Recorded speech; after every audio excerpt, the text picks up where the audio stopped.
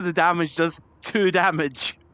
So we were gut checking right away. It was And none of us were magical or anything there, so it was just like everything's stronger than you. Everything's more powerful than you. Yeah.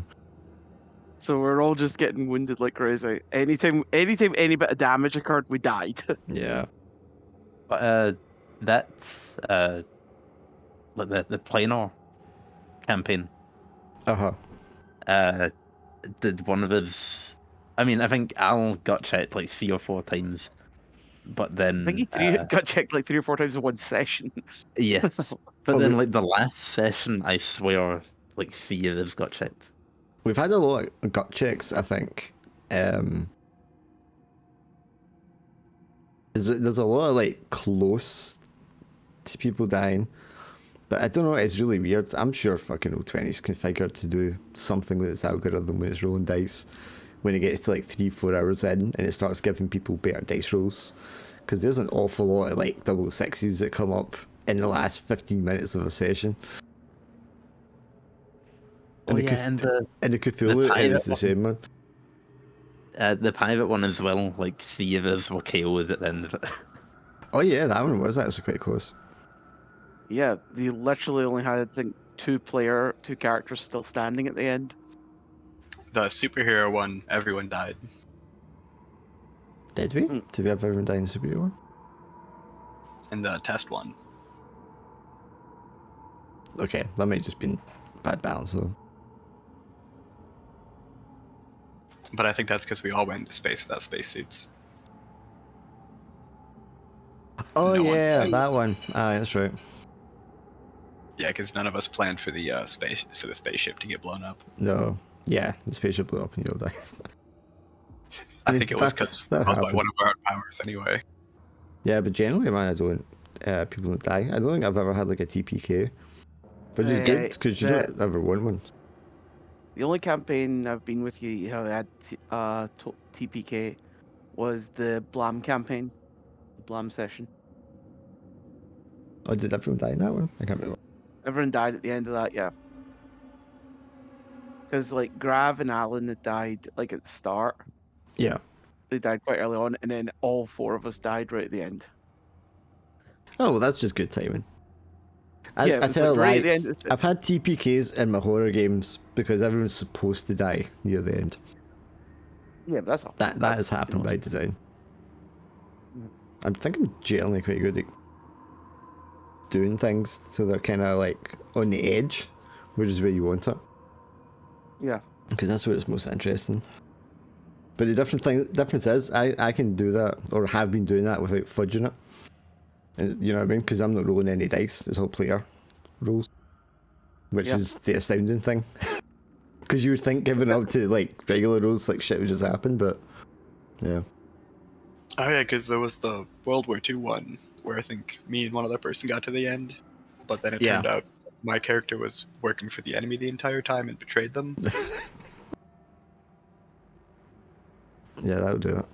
But then I think I got eaten by a demon anyway. I was trying to think of my Egyptian one, but my Egyptian horror one, I think they actually got away. I think one of them died. One of them died of a heart attack. The rest of them got away. Right, I don't know where fucking Drac is. He's in the Roll20. I don't... So he is. He's been in Roll20. Yeah, I mean, he answered when I said 30 minutes. Yeah. And he's been in the Roll20 since I was there at 7 o'clock. But yeah, I think last week was just going to be kind of crossing the wastelands to get to Karak Lak. Anyway. So it was a bit of another filler episode. Or would have been. I take it everyone's done all their level ups and stuff like that. Oh, I have one level up. That's amazing. Yeah, I have an option to level up as well. And I've been meaning to ask the party, since I don't have any clue what could I take and level up. If anybody have some idea that could be useful for our last session. Some kind of a spell or something. How about transform? What would you say? What do you mean? How about transform, so you can like turn it into some extra dimensional monster? That's interesting. I thought he was already an extra dimensional monster. Yeah, but I he's just took gonna a stat. assume his true form. Sorry, Alan, on you go. Yeah, I just took a stat boost from my last level up because couldn't think of anything really that much useful. So just make my rolls a bit more reliable. Yeah, I mean, if you can do all the stuff you kind of want your character to do, nothing shameful about just taking a stat boost. Yeah, maybe. I'm thinking about maybe I could take some destructive spell or something, AoE, because we're gonna face a party of demons. If I have something in my sleeve, that would be Well, that's quite good. true that mechanically the only thing that can kind of hurt swarms generally is like AoE stuff or environmental sort of attacks.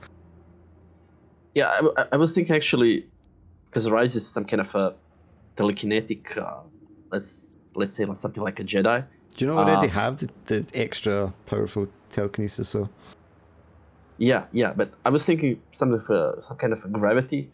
It's more of a crowd control that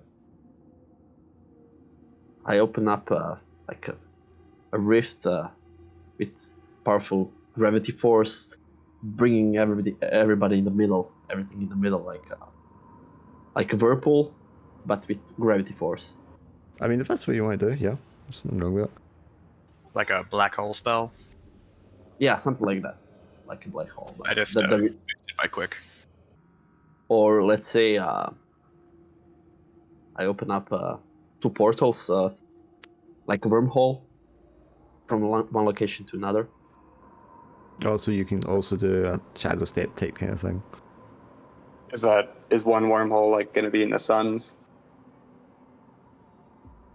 No, I was thinking something more realistic. It has to be 100 feet, something like that, and anybody can use the portal, like a wormhole between. Yeah, because you can Destination. already kind of. I mean, you've got the ability to go between realms, right? Yeah. Yeah, but you're still going to be in the same place, just in a different realm. Whereas you're talking about something that can actually allow you to go from location A to B. Yeah. In an instance, through the wormhole. Yeah. I imagine it. I imagine it's something like a portal, like a gate. Yeah. Up a Yeah. gate. Well, like the shadow step, except not in a shadow, just a rift that's opened up. Yeah. For a short period of time. So. Yeah, I mean that might be good. Yeah. Yeah. So I can. If the enemy is charging on me, it can be useful, or if I can help an ally, it's useful. So. Yeah, that's good. Right, I'll give him 5-10 minutes because I'm gonna kind of need him. I'm assuming something just happened that he's having to pay attention to. Is anyone like on a deadline, something they've got to get to tonight? Like you need to be finished by a set time. No, I'm good. I don't, but I am slightly feverish, so see how long I last. It's not going to be like super long. I don't have like tons of stuff planned. It's just so it can just be as long as it needs to be. Do you know what I mean? Yeah, I'll stick as long as I'm alive. There's a very real, because I said this, I don't know if you were there. So if Salazar like dies or incapacitated, Alex is going to jump into his other character, which is Hypnos. There's a very real possibility like people don't make it out of this one, or that this one doesn't actually succeed. I'm gonna actively try to kill everyone. And his character is fucking powerful. He's gonna actively try to kill everyone, and that's before he goes on to Hypnos. I mean, he's been doing that before anyway. So much mind control going around him. Right, well, I guess you guys are standing at the wasteland, beyond, well, north of the Obsidian Gate. I can't remember how far you travelled before you ran into Volcor and the Abominations, but it was about half a day out or something, wasn't it? Because you did a bit of travelling first. Yeah, we did a bit of traveling from the volcano. Yeah, so you'll be kind of like out in the plains around the ruins, and you spent a time like finishing off the Abominations after Volker himself is defeated, and you fell the massive soul eater that was stalking around from the other dimension, the other plane. And it's Sent like it back into a rift. sorry. We sent it back into a rift. Yeah, into the massive like crevice that opened up in the ground. Yeah. Yeah, and the energies had like sucked out a bunch of the abominations, and those that were maybe like stronger and able to kind of like hold on to their physical hooks in this realm. You're able to like dispatch between you know, fairly easily in a short amount of time. And before long, you're just left with all these rotting organic husks that are just these masses of biomass that have been like fused together and given life by like other planar magical beings. But they're now lying around lifeless, along with Volkor's lifeless body and his trashed chariot that had been smashed into him. The ground is all broken. The energy is still like alive and sparkling and present, but you know, nothing's coming or going out of it. The stability of the realms is becoming more sort of like calm and reassured. You're not getting the flickering of things in and out of existence. The portals aren't like opening and closing at random. And things look as if they're kind of like normalizing around you. There's even like the beginning of sunlight to peek through the clouds of all the gases and such that had escaped from the volcano previously. And you can, of course, see Karak Lak in the distance at the end of the Dwarven Mountain range. And the swirling flock cloud around it of these demonic imps that you'd seen coming out of the Obsidian Gate previously. Still, you know, present above Karak Lak. You spend the next few hours leading to a day or so, making your way south to Karak Lak. And when you get to the point where you get a clearer vision of it in the distance, you can see that it is a kind of like standalone mountain at the end of the mountain range. There's a visible sort of gap between it that separates it from the rest of the mountain range that extends west. It's very clear now to see the size of the flock swirling around it, and all over the mountain itself you can see movement, just these like black specks that are just like constantly moving and nesting over its surface. Just to give you an indication of like the thousands and thousands of imps, of demons that have been summoned to this place and are now sort of like watching over it and nesting there. But you'll be a great enough distance away that they don't immediately notice you, or perhaps they don't care. And then the approach between you and the mountain is now just this wide outstretch of barren ashen land, with the occasional rocky outcrop, and very little else. So, at this point, what kind of plans do you have on how you're going to approach this? How are you going to battle your way through such a massive horde of demons to get to your goal? Ardo will just almost suggest just going straight through.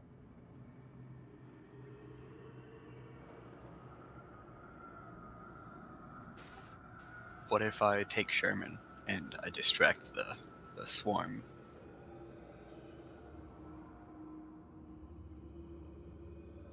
The swarm of probably thousands of imps. Try and draw them away from the keep. I remember Rise went to the Warden Council, and before he left, he said to the party that he will meet them before Karak Lak. So maybe Rise comes up with something. So this important juncture, Rise is leaving the party. Oh, he left as soon as he has slain Volkor. Right. Yeah, I think he left at the end of the last session. Ah, right, okay. So so while they're making this journey, Rise, you are in the Warden Citadel, yeah? Yeah, with I summon the 2 remaining wardens, probably to the last council before the siege. I should have known you were going to ask for her name. What the hell was the elvish name? One is Valakar from Void Realm, right? Yes, Valakar is the void guy. I think I remember her other name, but not her new one. Did I paste it in this file? No, I did not. Her name is Imsvela. That's why I can remember it. Imsvela. Imsvela. Yes, so I mean, there's no reason why they both wouldn't answer the call. Imsvela appears. Her appearance has altered slightly each time she's kind of appeared, and it's not just because I keep forgetting what she looks like. She looks more plant-like each time, and this time her hair is positively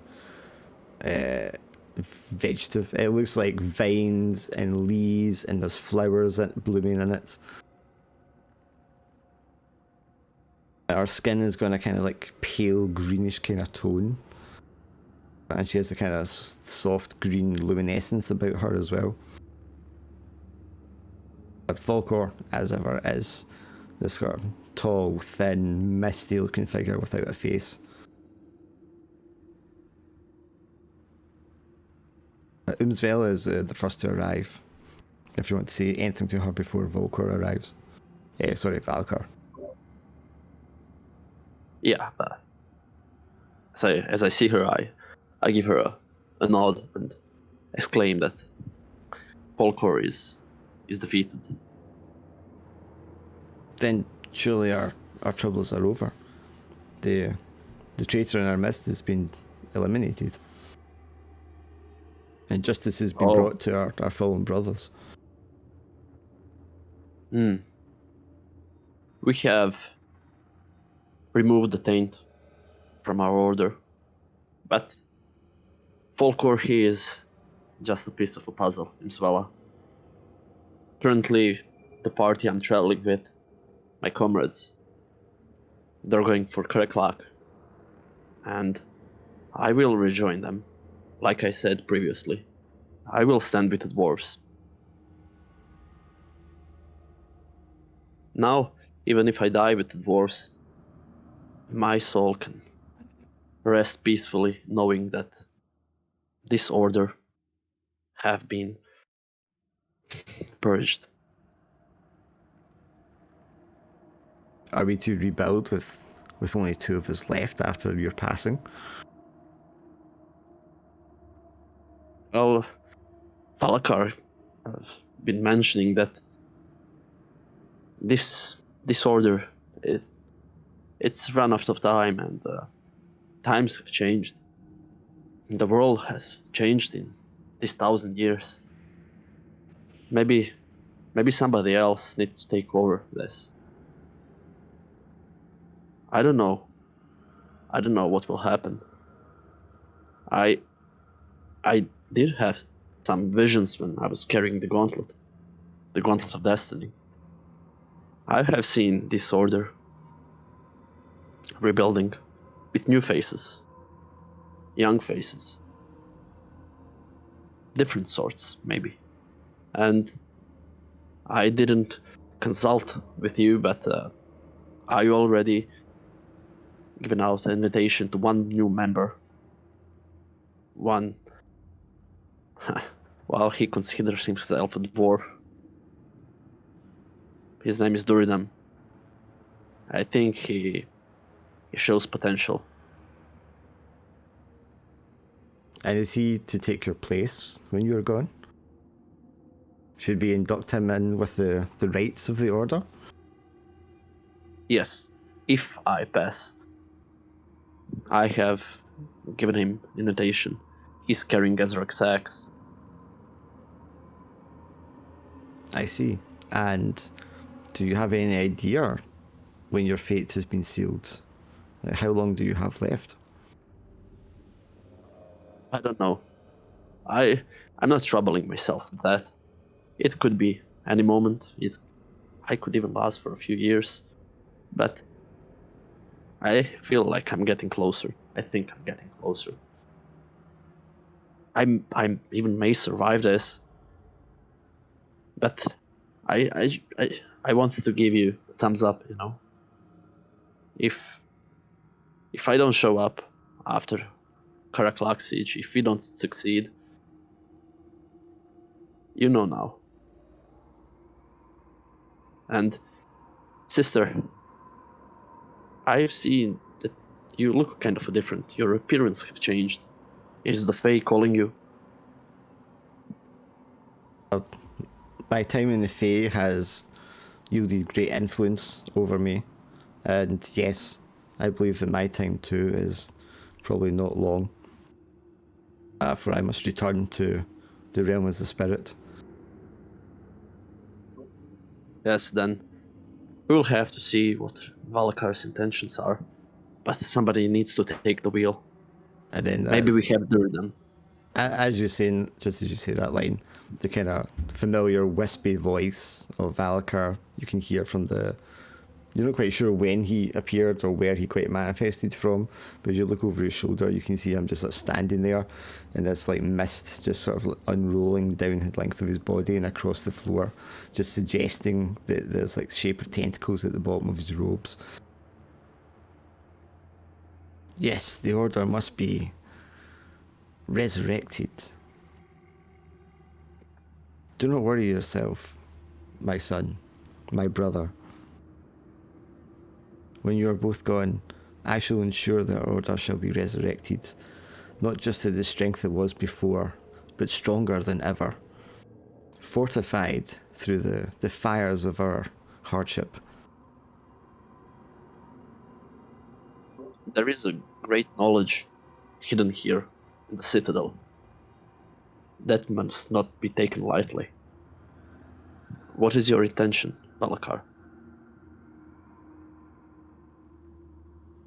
He's like, glides over to the large golden circle where all the placements for each of the members of the Order once stood. And he goes by each of them in sequence, just kind of like running a soft, wispy tendril across them as he goes. Our Order had long lost its way and become weak. But I believe that we can rise like the phoenix from the ashes. My intention is to go out into the world and recruit the strongest, the brightest, the most able and promising, and to shape them and to wield them as an arm bearing the strongest of swords against the enemies of the realms and those that would disrupt the purity and the neutrality that we strive to maintain. We have failed once in our goals, and the corruption of Malekith is the symptom of that failure. But once that has been corrected, I believe that we'll be stronger than ever before and not repeat the same mistakes again.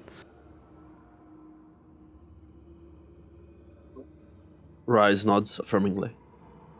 Wise. Well, after all, you're one of the first ones establishing this order. You were here in the first appearance of Malekith. Sort of stony silence, and again this expressionless, smoky mask where his face should be, just sort of like blank expression, just like staring back at you. Unreadable, unknowable. I must ask you one question. And of course. What is make it? one request. You are creature of the void, am I right? You are not incorrect in that determination.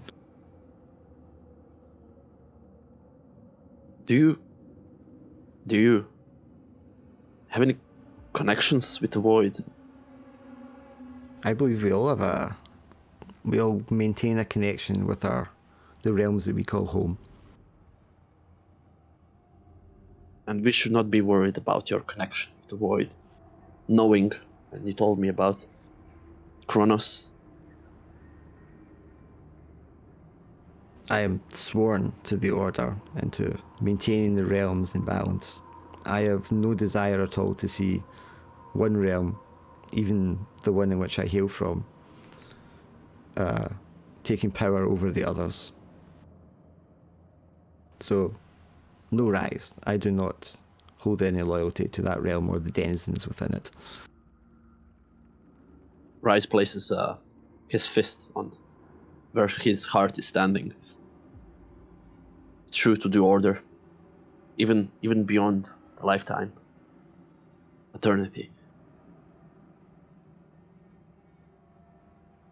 And they both make the same gesture and repeat the same oath. And here you go. This is the orb. Volkor is inside. He extends his like long wispy arm, and this long thin hand outstretches before it. It's almost sort of skeletal, but it's translucent.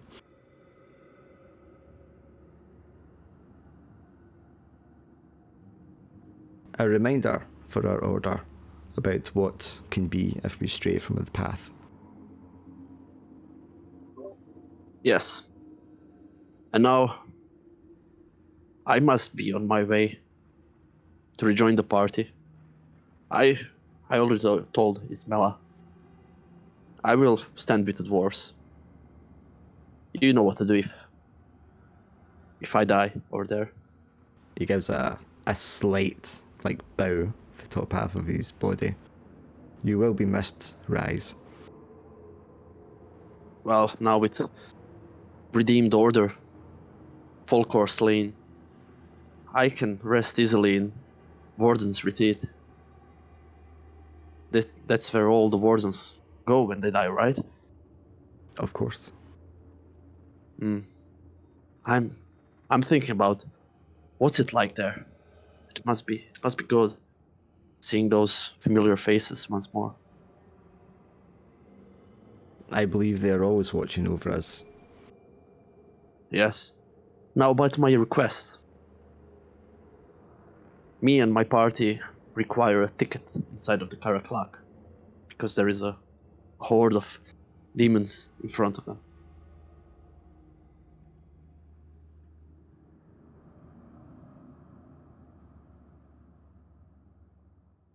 I believe I can help you in that regard.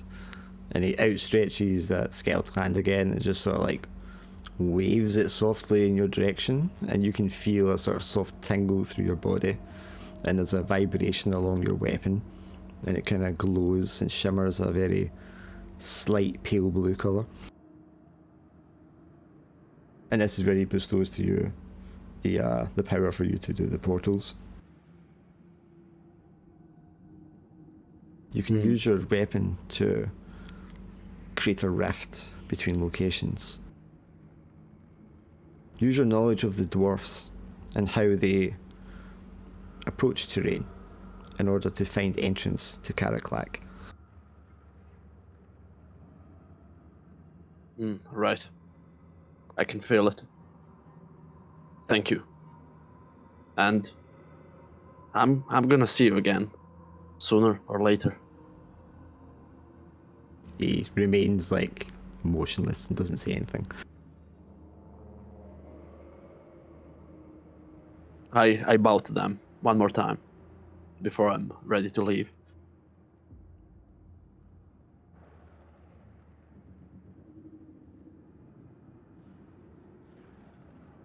When you leave, is it like a portal? Do you fade away? What happens? Yeah, I imagine we have some place like in the middle of the room, where we just jump through the portal. Sure. So you like step into the portal, step through, and just as you do, you just kind of see Valakar turn and glide towards Umsvela. And then you're like through the portal and back to your party. He was gliding towards her. Yeah, as if he was like walking over to speak to her or something. Okay. When he returns, Duradim's like got a handful of ash, and he's rubbing it over himself like they'll never see us coming.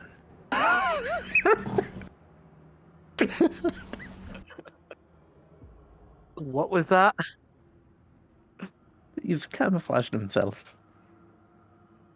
Camouflage is never seen. It's like dipping 2 fingers in the ash and doing that like one on each cheek.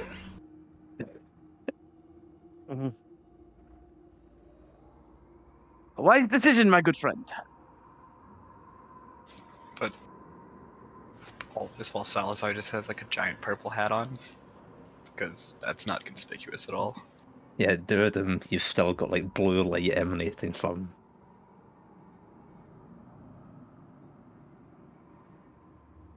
him. You don't still have the squid monster, do you, Salazar? Yeah, it's still wrapped around me. Yeah, I mean he's got a squid monster wrapped around him and a flying shark and all these little tiny worm things like flying around him.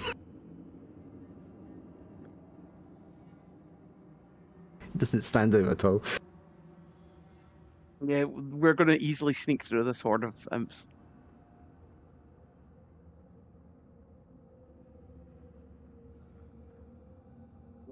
As Rise makes his entrance,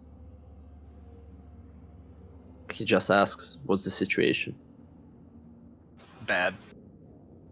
We're about to march to Karak Lak through the army of thousands of imps. Duradim and I have put on some camouflage. Oh, you think that's a good idea? Well, can you think of anything better? As a matter of fact, maybe, yes. But we could use Duridim's help. Duridim, dwarves usually have some secret entrances, right? Aye. Mm. They're lined all along the mountain, but I've no recollection of specific instances for Karak Lak. Right. Well, it shouldn't be easy. I suppose maybe even some scouts from this horde of demons is looking for those kind of entrances as well. But I could get us inside of Karak Lak. I just need to get as close as possible. Duradim looks. Oh, sorry. Go ahead. Can I look around and see if I can see an entrance from here? Since these two are oblivious. Yeah, I mean we can send you a scout in a second. What are you going to say, Duradam? Duradim's just like looking at the mountain and like, where the imps are flying into and going like, maybe that is what they're looking for.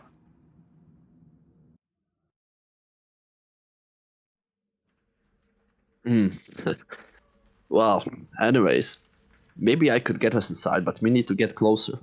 If we could find some kind of a secret entrance that could get us close enough for me to charge a spell, I could get us inside. But not from this distance. We have to be careful and smart. That's where our camouflage comes in. Oh, I don't think that's gonna help, my friend.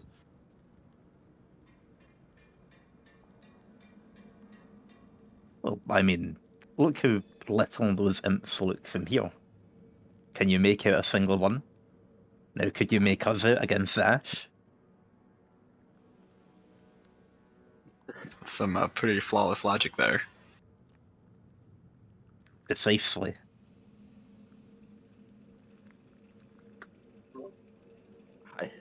I don't know if that would be a smart idea. I think it's better if we try to avoid them, avoid the attention.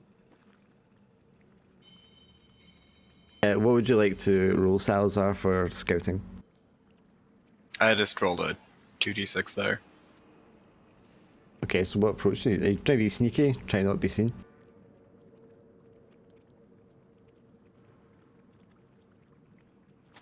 Sure. So Okay. that'd be an 8. Okay, so same as 9. And you're looking for what particular?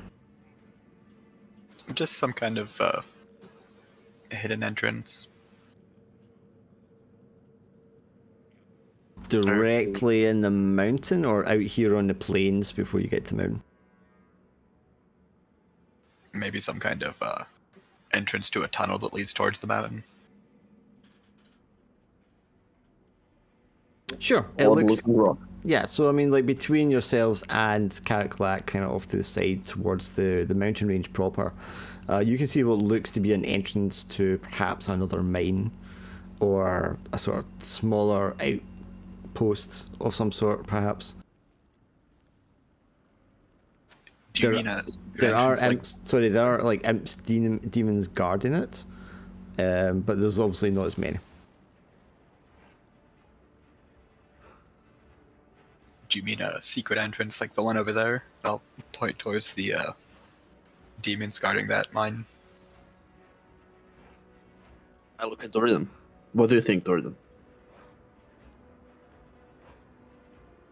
Well, it's not secret enough if they've already found it. But Hypnos has been occupying here for a while, hasn't he? They have had a while to check. Maybe they just don't know how to use the secret tunnels or something. Something else that you'll notice, Jordam, is the architecture, from what you can see at the distance at least, doesn't really look dwarvish.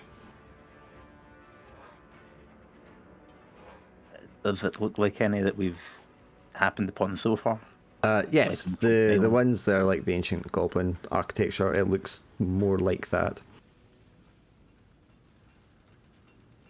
That was the stuff with the airship, wasn't it? Rather than the floating island.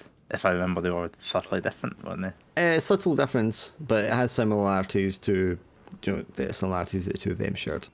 So it's same culture or derivative. I have a good feeling about that one.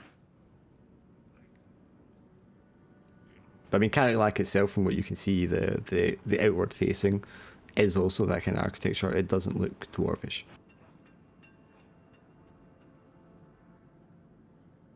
So how do we approach this entrance without them catching us?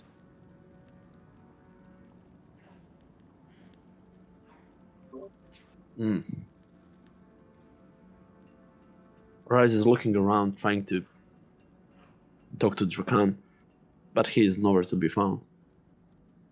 There is Drakan. He disappeared. But he's right. He's Drakan. He's a master of camouflage. Yes, he could be useful now to check out what's inside. Because I could use a spell to get us inside, but we don't know what we're gonna encounter once we get there.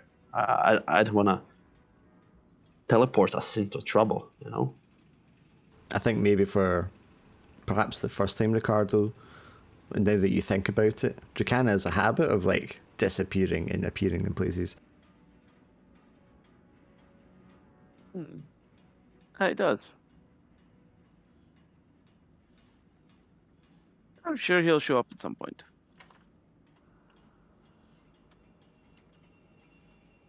But we have no time to consider our own safety. We must take the risk.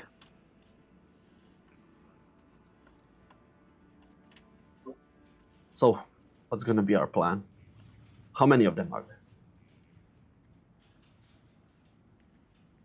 There's a large group of them. It's not more than maybe 12, 15 of them. They're quite small in size. They're sort of a little smaller than a dwarf would be. I mean, they're imps. They're not big creatures. Do they have some kind of a lieutenant or something? I don't think there's anything you could discern as like a rank between them. They all look very similar. Maybe if we see if anybody's giving orders. And Ricardo, you're good with the sword in the duel. If you would appear alone, looking for a death wish and the duel, just as a distraction. So, I don't know, I'm thinking something like that. I'll draw my rapier. Swirl it around a little. I'll gladly accept the challenge. I've got a great idea for a distraction. Yes. Salazar reach over and pat Sherman, and Sherman, go dig a tunnel. And he just burrows into the ground towards where the demons are.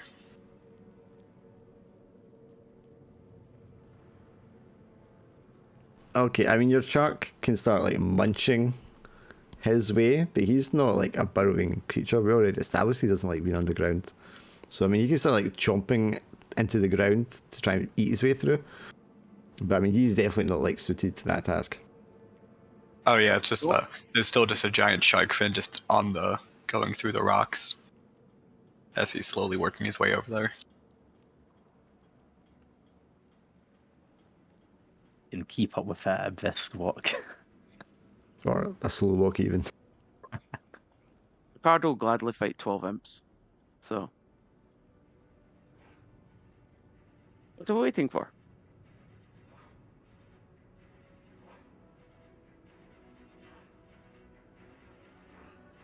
What are you waiting for? I can to show up. Ooh. Duradum will also like start walking towards it. Ricardo will follow Durdum, guard his back. Yeah, I mean it's not long before Durdum starts walking towards the imps at the entrance for this mine or whatever it is. That they notice your form, your large hulking form of magical energy and rock, despite your clever camouflage for the environment. And as soon as they sight you, they're going to screech loudly, like a bunch of alarmed gulls, and just like swoop out and leap off from where they're resting, and dive along the airways with their gliding wings towards you. I'm going to climb over Durdum's shoulder and jump off his shoulder to slash down at the imps. Yeah, you want to give me a flashy roll? +1 to this. It's a 10. Thanks. Sorry, I got so many fucking windows open here. You're weaker. You're divine. You're not magical, correct? You've got magical resistance, if I recall. Magical resistance certainly goes. I don't think I've got divine orb. You must be divine because you're blessed, but you don't have magical talent as a tag, do you? I do have magical talent. Oh, you do? Okay, so you're going to be stronger than them then.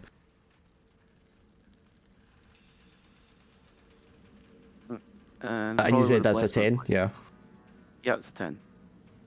Yeah, I mean, you're going to bring your sword down and just like cleave one of them in half easily.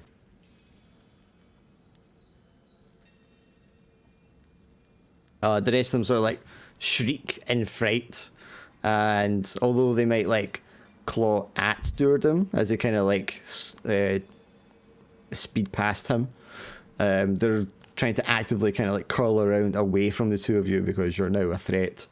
You're not as easy pickings as they might have initially thought, and they kind of like swirl and flock around upwards, readying for a better way to attack you. Can I let out a whistle to get their attention? Sure, give me a flashy roll. Do you want to do anything once you've got their attention? I'm just gonna try to lure them near me towards the ground. Right, okay. Is this so your shark can take a chomp at them? Yeah.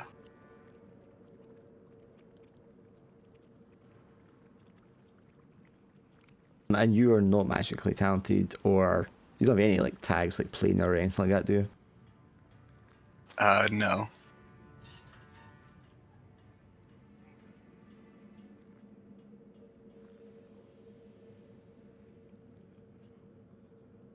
Sure, you whistle and a handful of them kind of like take notice of you. I mean, you started your digging a bit further back, so they're going to have to, once they've swirled up, they're kind of going up and over Duradam and Ricardo, and a handful of them looks just like come shrieking out the sky towards you. And then what is it you order your shark to do?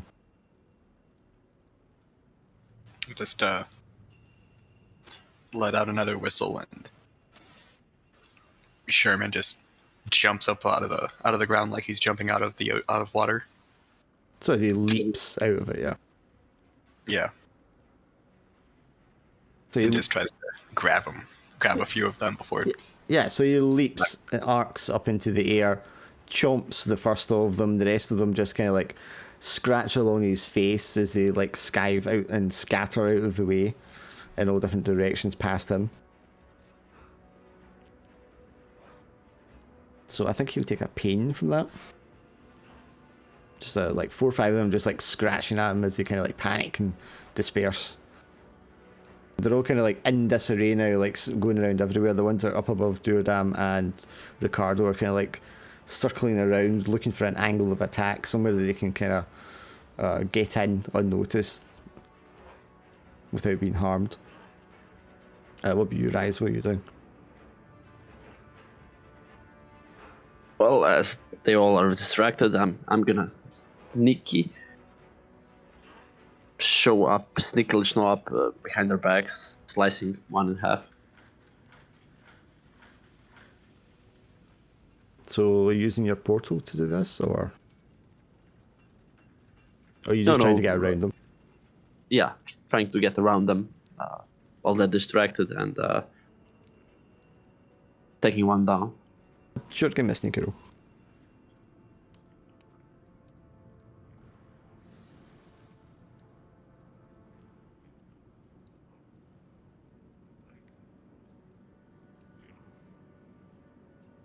Do you want to change that at all?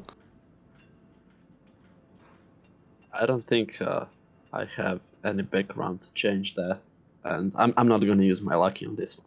Yeah, No. I would say that. Okay, so roll your defense for me. You're going to try and sneak around, but I mean, they're flying. They're up in the air.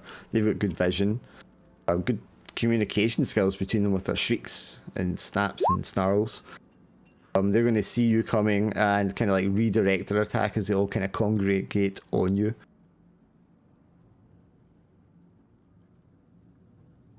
They're definitely weaker than you, so you can take a pain or a stress as they come like diving out the sky towards you.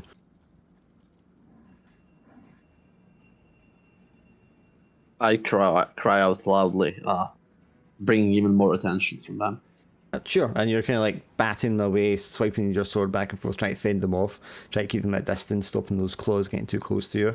As like there's 1, then 3, then 4, then there's like 8 of them, just sort of like constantly taking it in turns to try to harass you and push you back and separate you from everyone else. What the rest do you want to do? Like, now that they're actually down within reach, Duradam's going to try and like, swat at them with his shield, just to try and knock as many of them to the floor as we can. Okay, it's forceful roll. 11.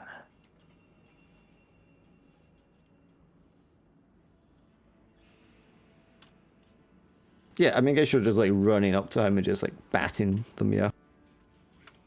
Yeah, just like a kind of like diagonal downward sweep, so that if any of them are trying to fly away after like a kind of hit and run, you know, they're just gonna get knocked back to the floor. Sure. So you crush the skull of one of them instantly as you like bat into it.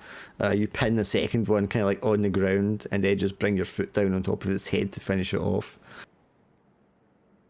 A couple of the others kind of like notice what's happening and they shriek and like dive out of the way sideways.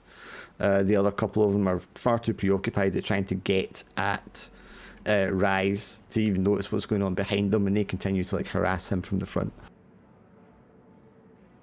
What do you want to do, Ricardo? Ricardo's going to attack the ones that are distracted by Rise and cut them down from behind. Do you want to give me a roll with advantage? Forso.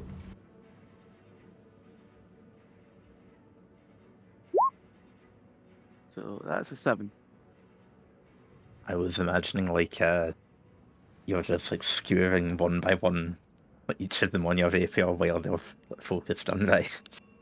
Yep. So I've just got like 3 of them now just skewered on my rapier. Sure. Yeah, you run up and you just like skewer them through the shoulder, through the wing, whatever. They'll like shriek and like wriggle and writhe and try to pull your swords in like all different directions at once. And one of them just kind of like tears its wing away and just like rips its wing and falls to the ground. It gets up on all fours and then just like growls and just like launches itself right at you. What do you want to do? I will dodge to the side, like sidestep away from its attack, and then try and stab it in the back with the rapier. Okay, do you want to roll quick? Would fencing work for this? Yes, definitely.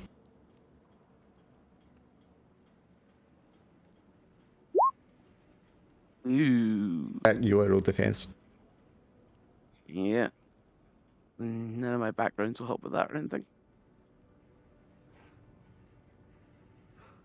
I mean, they might, but you might want to save them for the actual enemies.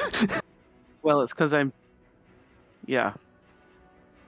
So I'm stronger than that. It's wounded. I've trained, and will my armor be used in this? Your armor will count, yes. That's like a +4, is it?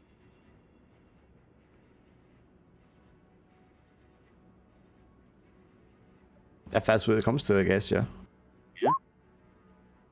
Yeah, that's... You heal from that. You only need one as well, that's like.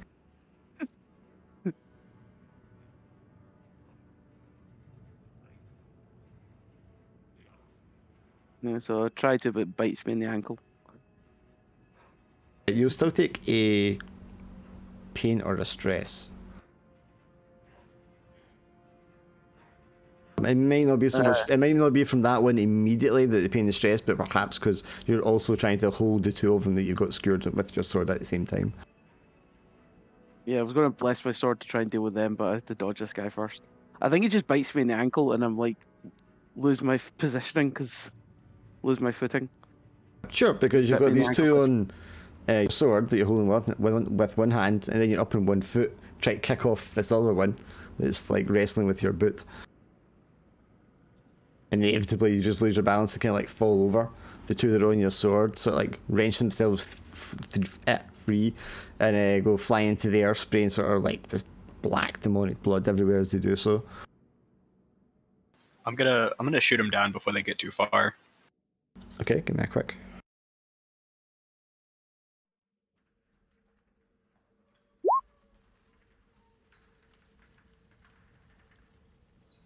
Is that 12? Yes, I mean you're completely involved at this point, so you can just like plink them off as they sort of like go up into the air. And there's a thoop thoop as the arrows come like spinning by, one into the skull, one into the chest, and a couple of others that are there, still alive, sort of like just shriek and fly off in different directions to escape. The only one left is the one sort of like wrestling with Ricardo's boot.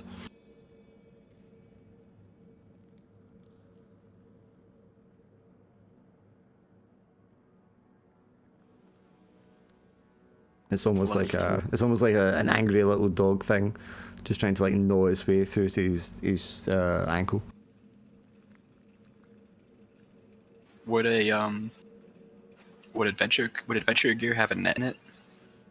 It can have, yeah. I'm gonna try to catch it in a net.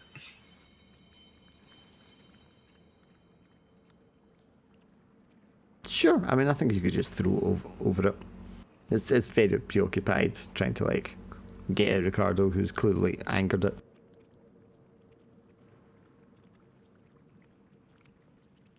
Can we keep it?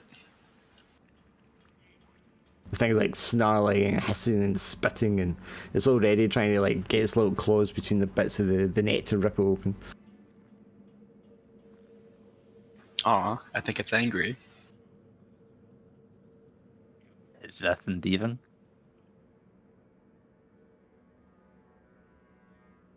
No, it's not time to be enamored by these creatures, my friend. I don't get the impression you can keep it either. Oh, that's too bad. It rips open the net and then starts to run on all fours towards the entrance to the mine. I'm gonna... Oh, did you want to do something to it first? Carter's going to stab it in the back as soon as I got out the net. Yeah, you just skewer it through the back. Pierce his little demonic heart. And it's just kind of like slumped in the end of your rapier. And I'll just pull my rapier out. Spin it round to get the blood off it. Soft sizzle as the blood hits the dirt.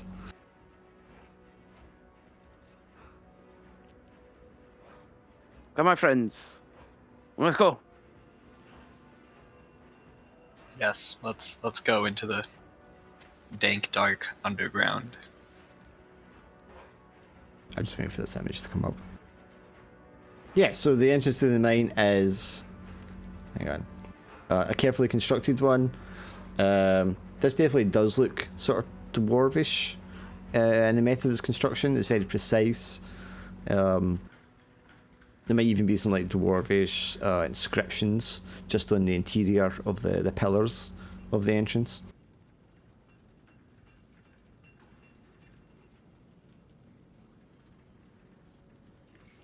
God, how do I make this bigger? It's a very small mine. That's a bit bigger. I don't know why it won't let me grab the corner. Yeah, that's better.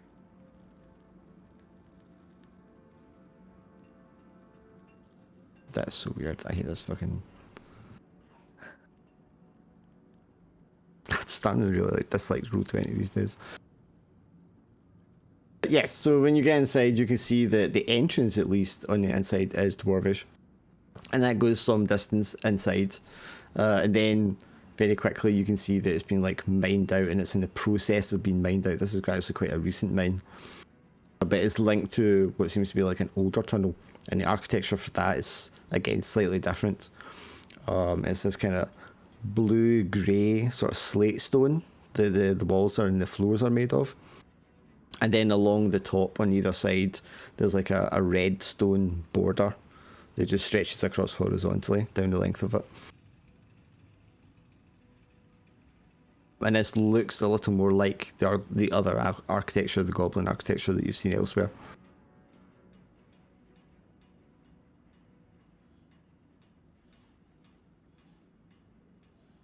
And when you say it looks like it's being mined out, is it like it's being mined out with no regard for the architecture? Like they're trying to find something? Or is it like from the previous dwarves or goblins? Or I think you'd be able to tell it's kind of like exploratory tunneling. I mean, this could just be like standard dwarf mining, that they're just like looking for minerals, ores of some sort. Or they might just be like looking to find a sort of optimal cavities to create rooms out of.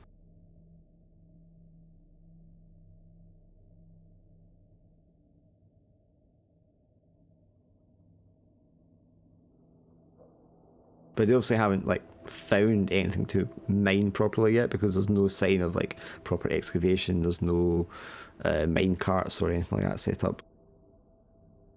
It's just a series of like exploratory tunnels coming off of the main section.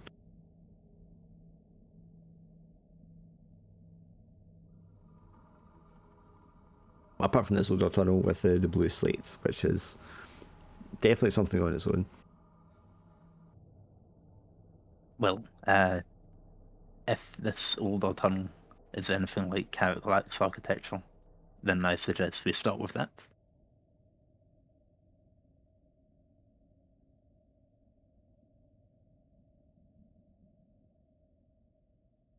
Okay, so if you're heading down that direction, it's a singular tunnel. It doesn't seem to split off in different directions. You're following just the one path. There's no signs of battle or barricades or demons. And after a time, you come to, it sort of like widens out into a larger passageway, so you could stand, all of you could stand shoulder to shoulder and fit into it quite comfortably. And there's like sconces here that are lit with the same kind of magical flame that Duradam has. This is also something that you've kind of seen before as well. And there's like runes and pictograms on the walls, but there are the corpses here of dwarven soldiers slumped in the corners. Some of them have had like their chests, the armor just like torn and shredded and ripped open. And then here there is signs of battle. There is signs of a barricade have been set up and smashed. Some grievous fighting has happened here.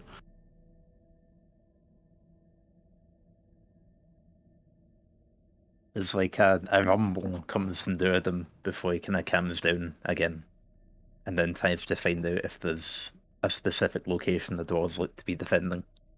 Almost as a external manifestation of your emotion, Duradam, the whole cavern kind of like trembles slightly. Which Oh no, it's himself. When's that going? oh no, it was just Salazar was just getting word there's going to be a cave in. This is why I hate coming underground. Everything will be all right, my friend. Don't worry. She'll rise to the surface shortly. He says as the tunnel descends deeper. Isn't that what you said last time? And we were underground for like a week. It was only 2 days. It felt like a week.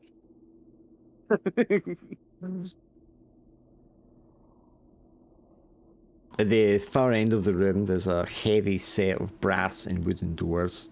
They've been like completely like just like smashed and indented. You kind of like pick your way over them carefully, try not to like cause splinters or catch yourself on any of it. There are some of the dwarven bodies have been like thrown into these doors at some point, and there's just bits and pieces of them just all over the place. Crushed bodies, crushed armor, broken weapons. Dozens and dozens of bodies of slain demons, imps as well, scattered all over the place. But then clearly something larger and heavier has been through this way, and you're expecting maybe like a stairway or something beyond this, or more chambers, but instead there's this massive rectangular shaft, vertical shaft, and it goes down as deep as you've ever seen anything go. Who knows how far into the darkness down there it goes.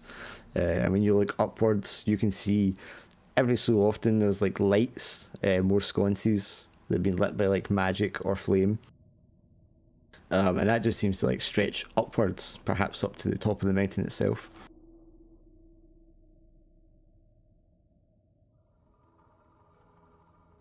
Hey, my friend, I told you we'd be rise shortly. Well, I guess there's only one way to go now. He just makes his way towards the edge of the hole to jump in to see how deep it is.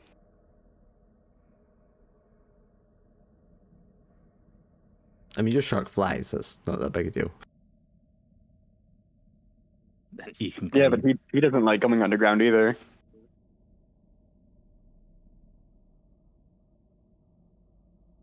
do them just kind of tosses a stone down the hole. You can hear it kind of like bounce off one of the sides of the shaft as it goes down, and that echoes, and you wait and you wait and you wait to try and hear it hit the bottom.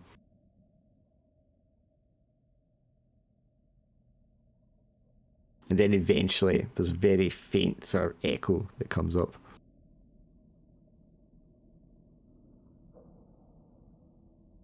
Wow, that's a long way down. I don't think we should have to go down that deep. I'm just thinking like, where the path to Karak Lak might be in here. If it were me, I would build it maybe 2 stories from here.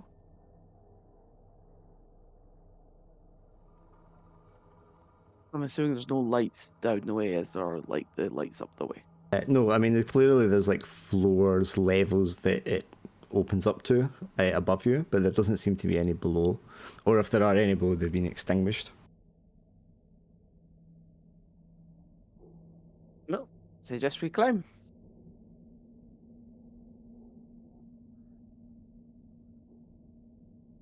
All around the edge of this is again that smooth blue grey kind of slate stone.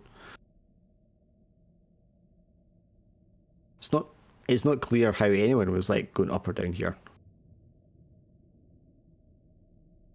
Two of them's like looking at the walls and kind of testing them to see if they can find a chain. It looks like it should have a hoist. Salazar's gonna turn into a lizard and start just climbing up the walls.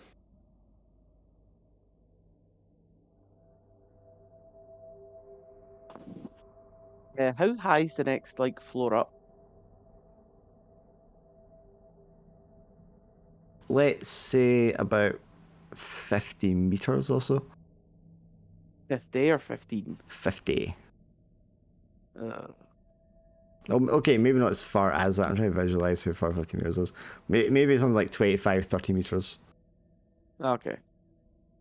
Which is Because like. it was like 15 meters, I was w- going to suggest Durd would throw me. Because 30 is something like, what, 90 feet odd? Something around about that. Yeah, because 50 is about a four to 5 story building.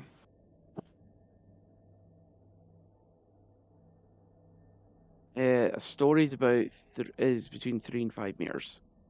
So Yeah, so it's like 6 stories. If it's 25 to about 25 to 30 meters. yeah. Okay. Because it was like 15, I was going to suggest Durdham could throw me. Yeah, I mean I it's think he maybe just a throw me. little beyond what you might feel confident about him throwing you. Yeah. So Well, I mean, it could be doable, climb but up it'd be and- risky. Yeah. I can always climb up and just drop a rope down. I think that's kind Or- of what we're betting at this point. Or Rise can use his telekinesis to pick you guys up and bring you upstairs. Well, if Durdham like throws me up, and then like Rise uses the telekinesis to like push me the rest of the way, then Yeah, there'll but be I two can- of us up there to pull people with rope. So, because I think Yeah. Hauling up Durden would probably be an issue. yeah, that's what I was getting at. Make everything extra secure and more people. If Jordan's looking for like a chain or something like that, you can see where a chain or a pulley system would kind of like run through if it had some sort of like lift or something like that. But the actual rope or the chain for it is nowhere to be seen. But like the fastenings or the runners that would be like up the side of the wall are there.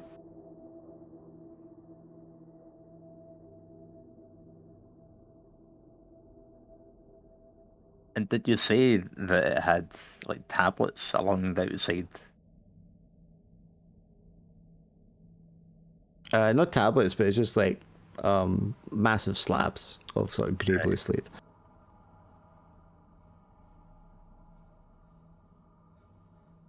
Don't know what this could be if not like a winch system or something. I'll just wait for Phil to get back. Yeah. It doesn't look like Jack's gonna show.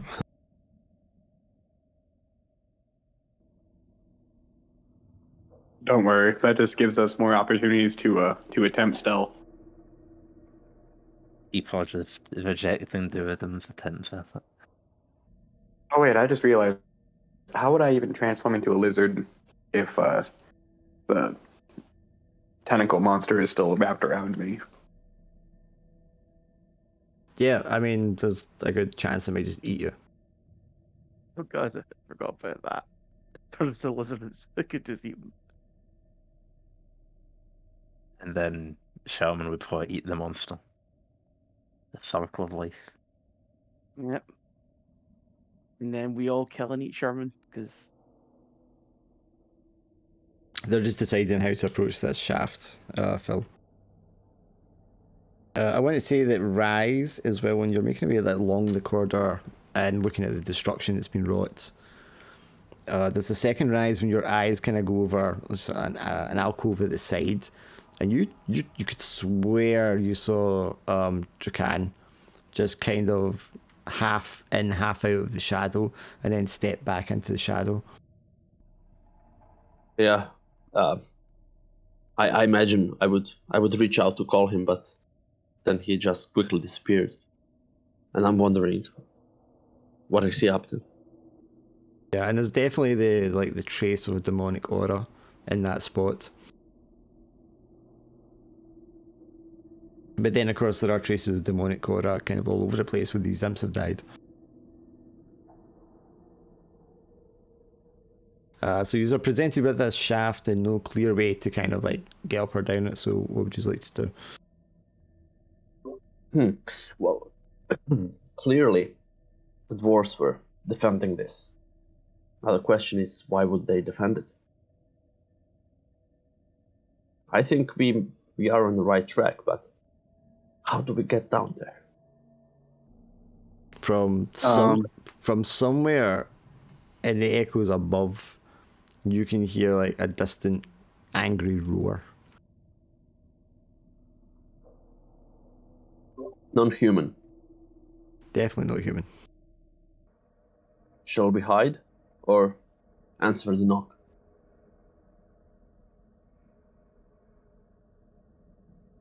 Well, can it even get us? We were 30 meters below it.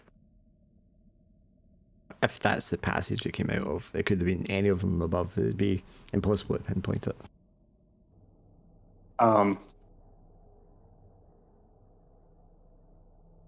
Well, the only way to go is to go. So Salazar's just gonna take a running jump, put Sherbert in front of him, and run and try to have Sherbert stick to the wall while sticking to him. All right. Well, I mean, we established that Sherbert was like found sticking to a wall or a ceiling, so he definitely has the capacity to do that. So I imagine he latches on to grooves in the wall, minuscule that they are, with his elongated tentacles, and kind of naturally assumes a position of, lying in wait for prey. And I guess you're just like hanging on to one of the tentacles, dangling off him. Yep. And then just yelling at Sherbert to go up.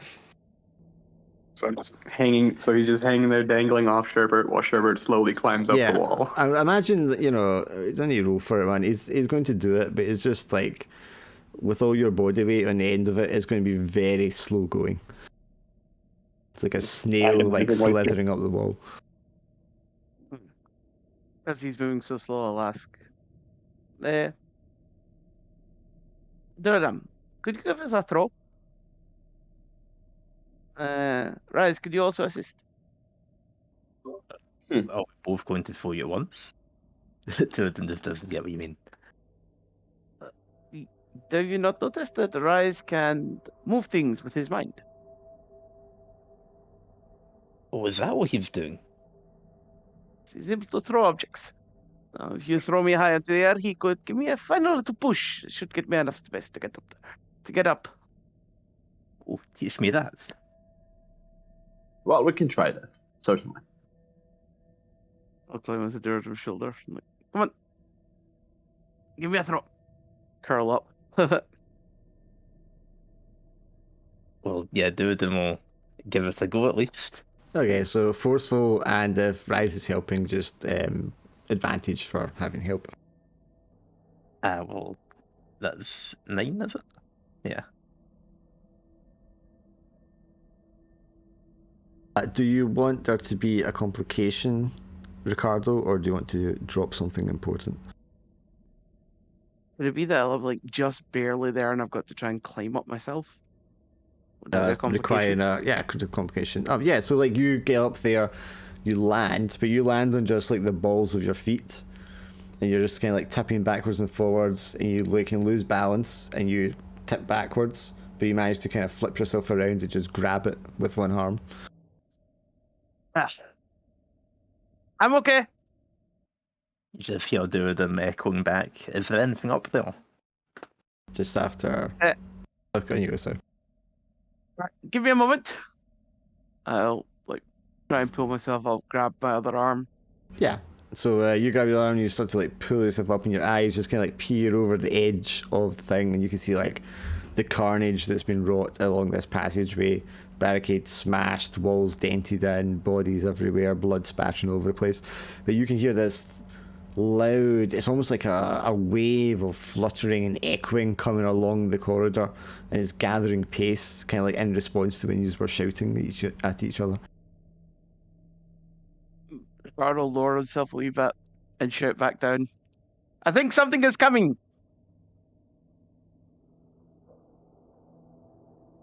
And right on cue, there's just this massive amount of just like dozens and dozens and dozens of bats just like come like spitting, kind of surging out along the passageway that you were on, just filling up the whole shaft with wings fluttering around everywhere. The bats look larger and scalier than you might expect a normal bat to kind of look like. They're definitely not. They're not things that you would expect to see here. They're not imps by any means. They're not that large. I mean, they're just kind of like spinning around, flying around in a big massive cloud in this shaft, and then they hover for a moment, and then they kind of spiral upwards, and then kind of like they disperse into another one of the, or several of the other passages up above. No. Ricardo will just slowly climb up, look through the corridor again, and yell back down. Looks clear now. And I'll try and find a place to tie a rope. So, yeah, you find a series of like iron pikes that have been driven in, and these have been used to kind of like brace barricades and spikes, obviously to repel any sort of attackers charging at it. A lot of them have been kind of like flattened by something very large, but there's one or two at the side that are kind of like still sticking, and when you wiggle it with your arm, they seem quite firm. So tie the rope to it and hoist it down towards and ask Rise to climb. And then Rise just does his portal and just walks up there anyway. As you drop the rope, you hear an ouch. Who's dropping things? Well, yeah, and in any case, I think it's safer if I climb first, since you are heavier, just in case. See, none of us have seen Rise do his portal thing yet, so I'm like, just you can climb up the rope. Them just waves off. Like, oh, no offense taken. So wait, everyone got there before Salazar? Well, not Duradam, because Duradam's this big, massive rock guy. He's not climbing a rope. Oh, I thought he went through the portal. Or is he? He's not done a portal. I'm not going to now. I think I might throw a second rope down for Duradam. So that's much better.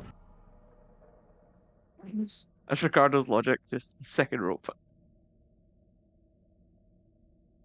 You once again hear another ouch. These are noisy ropes. Every time I let them down, they make a noise.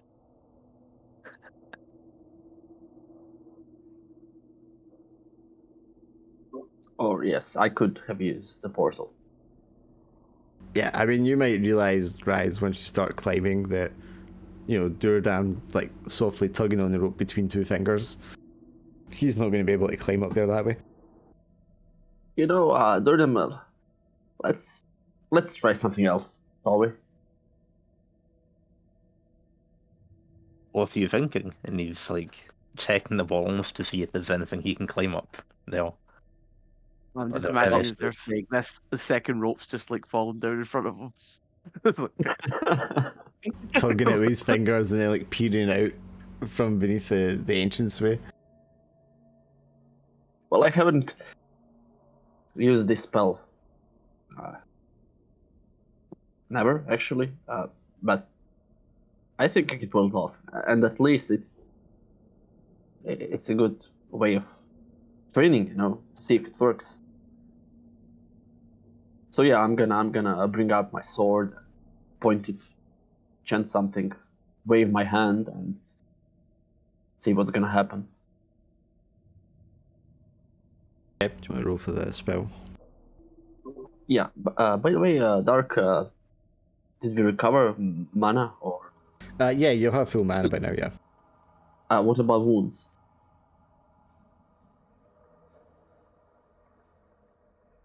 You'll recover your pain, but you'll still have your wounds. Mm-hmm. Okay. What about stress? You can lose 1 stress, I think. Well, I'm gonna spend 1 mana. Yeah, that's more than enough. Yes, I mean you're able to just create a tear in the air in front of you.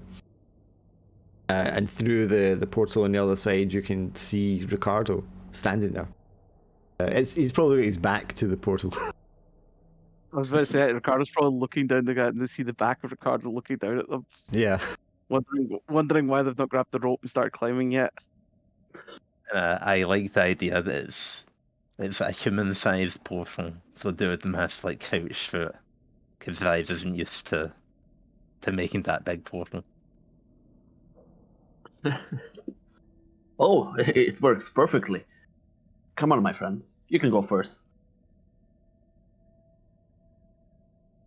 Dude's just like touching it with one finger, like that. Are you sure I can go through this? Gosh, she's trying to touch Ricardo. Do you startle Ricardo and he falls back down the tunnel? Imagine the portal's a wee bit of distance from Ricardo because he's like leaning over the edge at the moment. Yeah, more than an So- arm's length away, yeah. Yeah, so them just kind of like hunches under it, like he would go through a low doorway. Yeah, and as you kind of like try to squeeze yourself through the portal just kind of like stretches itself to accommodate you as your form starts to go through it. But you're just thinking that you're managing to squeeze yourself through it. He just joins Ricardo at the edge, looking down. Like, was I really down there a second ago? And Ricardo will jump with a fright. Ah! Oh! Yes, you were down there a moment and now you're up here. Oh, this is magical. He turns and like looks for the portal, like directly at Vive and goes, I think it worked. Oh, this is really good. This is quite useful. Now we know it Yeah. works. You hear a heavy breathing and a squelching sound as Salazar finally makes his way up to the top. Oh no, you're like halfway there. Oh, I told you it's snail space. Still not grab the rope either. There are 2 ropes at him as well. He could easily just grab either one of them. It is that. Yeah, but all around you in this passage where the signs of like destruction and battle, you can see like directly across on the other side of the shaft there's another opening for another level, and you can see it's similar on that side, but it seems to be a lot more intense on this side. The barricades look like as if they were more heavily fortified here, but they've just been like wrenched, like torn aside. It's as something just like shoved its massive hand through the middle and just like ripped it open. Like brass and steel are just like bent and warped and torn and shredded. And the armor that the guards, the bodies of the guards are wearing here, seems to be of a higher rank. I don't know if Durden would probably recognize it. You probably recognize it from like where you call home, and these were the types of guards that you would see commonly around where you were situated. That's kind of like a specialist, almost ornamental kind of armor. Lots of kind of like wardings interlaid on it in little golden and silver patterns. I wonder, what did they battle? Well, I suppose we'll find out if we keep going. And again, you hear that kind of ferocious roar, almost like it's of frustration.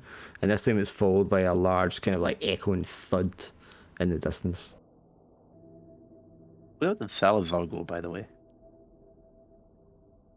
He's still slowly making his way up the top. You still like look over the edge down there, and you can see the tentacled monster just kind of slowly slithering its way, pulling itself up, and him dangling off the end of it. The ropes are there if you need them. Ropes? What ropes? He just reaches out and grabs one. I was wondering what you were throwing at me. Wait, how'd you get there before me? That's not important right now. I didn't throw the ropes at you. I threw them at Duradam. You were distance away. Oh, okay. Oof. Thought you were trying to knock me down. Oh, no. Just a lucky coincidence. There's a echoey rumble from somewhere far below, and there's a slight tremor in the ground and the walls for just a moment. I would probably hurry if I were you. He just grabs the rope between his legs and starts yanking Sherbert off the wall. Yeah, I mean, as soon as you start moving faster than Sherbert just kind of like wraps his tentacles around you again. And you're pulling him up. Yeah, I'm just holding in my arms and just using my legs to pull myself up the rope. Sorry, Jordan, what you say? But two of them can just haul the ropes up and get them up a bit quicker. Well, there's no point in hanging around here, I suppose. Shall we? What, do you just pull me up and then just dangle me over your shoulder like like a fresh catch? Nah, I'll just place you on the ground. Like an ornament or something, and then go. Yeah, shall we go on? The passageway here is the same kind of architecture as the one below, that kind of blue-grey slate with the red border along the top. You can see there's like indentations where something's just like pounded at the walls at regular intervals, or irregular intervals. You can see where it's like cracked and smashed. You can see scorches. You can see lots of kind of like smaller grooves and nail scratches, talon scratches in the walls and on the surfaces. Bodies of imps kind of like just like crushed on the floor. Other ones have been kind of like decapitated or speared alongside the bodies of the dwarfs themselves. Many of these are just kind of like crushed against the wall. Some with such force that they're still kind of like stuck in place there. The gore between the helmets, beneath the helmet, just kind of like drizzling out still and drying slowly. And as you progress along the corridor, it splits off. You know, it goes left and right every so often. And along these, you can see more sconces, and some of the passages are darker than others. More signs of destruction in all directions. You can see there's many rooms leading off of those and doorways that have been like smashed open. Nothing has been left untouched. Do we see anything that's like just obviously out of place? Besides all the Like bodies and stuff. yeah, just like random treasure lying around. Oh, I mean, if you're looking for things that are valuable, I mean, the dwarven armor and weapons that they're using, like even if you just broke off some of the broken bits of it, they're all made of like expensive metals and rare alloys. Some of the more ornamental ones probably have like small gemstones encrusted into certain parts of them. Do any of the dwarves have like a crossbow or anything? Yeah, there are definitely some that are like crossbow weapons. All right, I'm gonna borrow one of their crossbows and some bolts. Is Duridan offended me from borrowing the weapons? If he noticed, I don't know if he would have noticed, but if he noticed, I think he would have just kind of given you a look, but then kept going. Yeah, so I mean, this is like a maze quickly of tunnels. Do you guys have any kind of idea of like what you're looking for as an indication of where to go? Carlo has no idea, and he's just walking. Well, we have a tracker here, right, Salazar? If you can spot the direction the dwarves were coming through, that could be our way to go. I was thinking also if there were particular minerals that these like decorations have used a lot of, then possibly two of them could try and like magnetoreception locate them. I Like can. if it seems to get like I don't know, a fancier towards Karak Lak, then it's possible, but I don't know. I can try to track where they came from. So I get So I mean, you advantage can. for tracking, but then I'd get disadvantage for claustrophobia.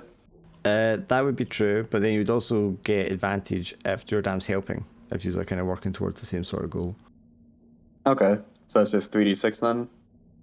Yeah. Oof. Do I find the right way? But it's the exact same way the monster sound was coming from. Yeah, I mean, that's going to be it anyway. Yay! Monster fight. Yeah, I mean, you're going to end up going that direction anyway, because that's where it's going to lead you to. The problem with the way that you're tracking it is there'll be multiple ways to enter this chamber, but the way you're kind of doing it, you all just take a right turn at one point, and suddenly you're just faced with this massive semi-spherical or semi-spherical kind of like massive chamber, and it's all illuminated with these kind of blue magical flames around the side. In the center of the chamber, there's this massive golden magical hemisphere, and you can see all like the images of wards kind of like floating and changing constantly over it. And standing in the middle of the room is this hulking massive demon with coal black skin and lots of numerous limbs sticking out at all angles. But do you remember what Al looked like when he became his final demon form? Not in great detail. I remember that they got a lot larger, and yeah, they had like very long, like claw, like spindly arms. So yes, this is going to be Alzarat in his final demonic form that he ended up turning into. So he's this very large, hulking, coal-black creature. Dozens and dozens of these kind of like long, slender limbs sticking out from his back and his torso. And they're all kind of like focused on carrying this big, huge, flaming axe that he's got. And every now and again, he just kind of loses his temper with the glowing energy shield in the center of the room, and just lets out a bestial roar and just like slams the axe into it, and it just ricochets, bounces off it with this massive clanging boom that causes everyone to kind of like have their teeth on edge and to cover their ears. But Salazar kind of just leads you just turn right, and all of a sudden you're in this chamber, and this massive creature, this massive demon is there. I'm going to bless my rapier, and then charge in.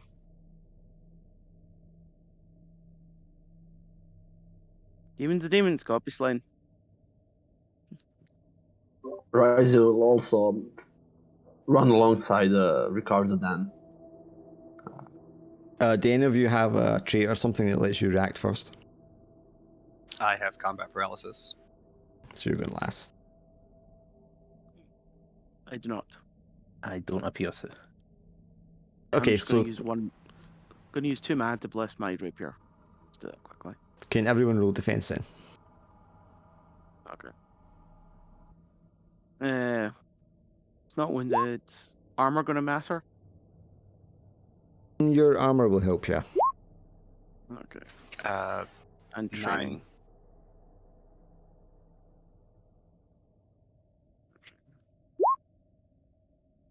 Oh, sorry, I got interrupted for a second there. Did we do armor or not? Yes, your armor will help. I rolled 3 for disadvantage. Okay, Rise, you're going to take a pain and stress, I think. Yes, pain and stress. So you got a 9 as well, is that right, Salazar? Yeah. Okay, and the rest of you then are going to take a wound and either a pain or a stress. You're round the corner, and you know you're caught by surprise. This thing is just about to like do another one of these powerful swings at the shield when it catches sight of you at the doorway, and instead it swings its massive axe at all of you, and this wave of fire just comes like hurtling through the air towards you all. Salazar's been blinded by the fire and slams into the wall and freezes for a second. Duradin puts up his shield, and then like the blast disrupts like the mana coursing through him. So I'm taking -1 forward and the equivalent of bleeding heavily. This is like a cursed fire, isn't it? Comes out of that axe. Yes, it's like demonic stuff. Yeah, I'm going to take this wound, won't heal. So it's going to burn me. Going to leave big massive burns on me. Yeah, But it looks won't like heal a with it. scorched on your aura beacon. Yeah, exactly, because the curse on it, and because of that, I'm going to freeze up. Actually, no, I won't freeze up. I'm going to scream out loud like pain. What is this? What is this? Cursed fire! I'm gonna be slammed into a wall and freeze, cry out loudly. Okay, so those of you who did not choose to like freeze up for a second, what are you doing now? I'll be blessing my sword. Duradin is going to immediately try to like get it to back off from the rest of the party by lunging forward and hitting like the shaft of its axe with his. Okay, that's definitely a forceful. And Fine. you're just going to do your blessing. So I'm going to bless Duradum instead of my sword. Okay, yeah, you see him charging forward and you bless him. Okay, And I got a 10. excellent. Yeah, it's his magical kind of blue energy that holds him together. Imagine it's just kind of like tinged with the color, the blessing of euphoria. So That's the big gold with pink pink giant. fleckles. Gold with pink fleckles, please. Okay. Yeah, and that kind of just like spirals and sparkles around the core of the blue energy. And I've got pain of gain, but -1. So, well, still over 10 anyway. 10, yeah. Sorry, I'm just I know Al was very weak when I played him, but I'm guessing he's a lot stronger now. Yes, he's like supercharged demon form now. He's much more kind of durable. But that's like a serious wound you cause him, so you can like, I mean, you're gonna strike the axe of his. You're trying to like knock out his hand or something like that. Ideally, I'd be destroying it, but I'll take what I can get. A serious wound will do. Yeah, you cause this big, massive kind of like flash of bright energy, and this huge crack goes up like the haft of the axe it's holding, and the haft just kind of like shatters in its grip, and all those limbs that were holding it just kind of like squeeze with frustration into fists,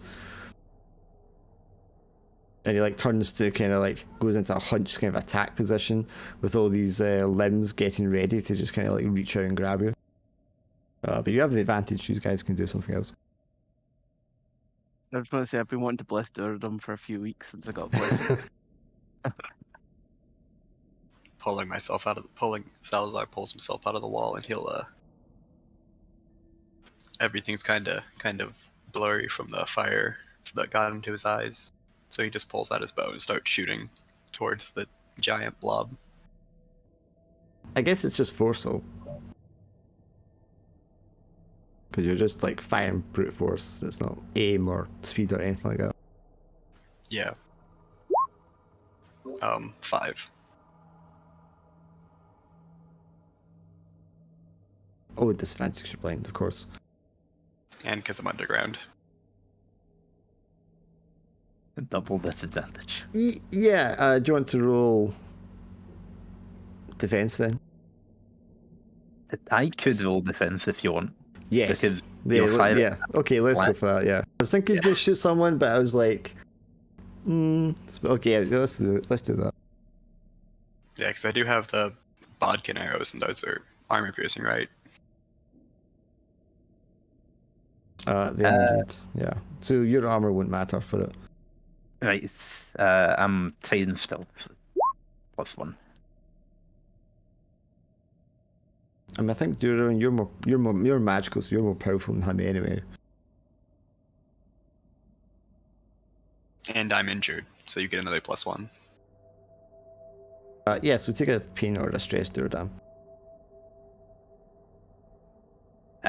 I'll lose my footing or position. Like I've been lunging forwards and not paying attention, obviously, to behind. I just kind of collapse in front of the demon. Just taken off guard and lose my balance. Gardo's gonna see Durham fall, scream out, Durham! What have you done to him, you foul creature? Blaming the demon for Durham falling to the ground. Yeah, because you never noticed the arrow that kind of whizzed past you and struck him. Exactly. So I'll just charge up and try to stab it with my rapier. Okay, Maybe even that's use Durham as a foothold. as I yeah, jump off. that's forceful. Oh, you like running up and then jumping off him? Using Durham's fallen body, jump off as a leaping platform, jump up to do a strike down attack. Sure. Do I get advantage for fencing? I don't think you're fencing. You're like running and lunging. Yeah. Okay. It's a 9. Are you just going for like center body mass? Is there a particular body part you're aiming for? Because I'm doing a swing, I'm probably going to aim to try and cut off its head. Try or aim to stab into its head. Sure. You're kind of like on target for that, but it's got all these like extra appendages, and they could just go up in sort of defense. And you just like rake across them and spear through like the kind of like final one of them that's raised up to kind of block your blow. Another one of them like reaches up and just kind of like grabs you by the waist, and kind of like hauls you off to the side and holds you up in the air, away from its face, so you're out of reach. Rise, what would you like to do? While that's all happening, I'm gonna try to run behind him and stab him in the back. So a sneaky roll. Sure. Do I have advantage since it's surrounded? You outnumber him, yes. Well, either that, or he can be counted as weaker than you. But I mean, that's not going to matter because you're going to miss me anyway. Yeah, it's 6. Do you want to change that result with your stuff, or do you want to hold on to it for now? I don't know. The backgrounds aren't applying, I think. And I'm gonna save my lucky. Okay, so we're going to roll with the 6. Sure, you run around to get around the rear of him. He's like lifted Ricardo up into the air, and as he's done so, he's like caught sight of you with his eyes in the side of his head.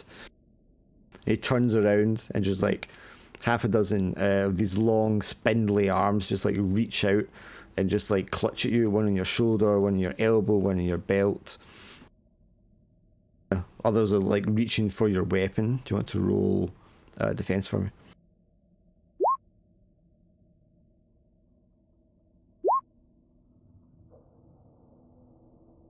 No, it's not the axe that he had before, because we established that he doesn't have that anymore. So Sunder did steal it back. Yeah, because this guy, he didn't have that axe when we ended. He had to hand that off to the Dark Elf priestess or no. something, wasn't it? Didn't Yeah, the Dark Elf's got it, and then Sunder tried to steal it back from him. Yeah, Yeah, isn't that why after we're done. he stayed in the Feywild? Yes. Feywild. Yeah, I to try and steal it back. didn't Al go crazy and like give in to axe and kill a bunch of the Dark Elves? Because I thought that he used it to try and like free himself from his his summon slavery. Is that how he ended up? How he ended up changing into like pure super demon form? Yeah, because I think he completely lost control to the axe. Sure. I mean, Duradam's just like shattered the haft of it now. Anyway, the blade of it is to be like lying flaming on the ground. We don't just hear like a pixie laughing and then the axe disappears. No, that's not going to happen.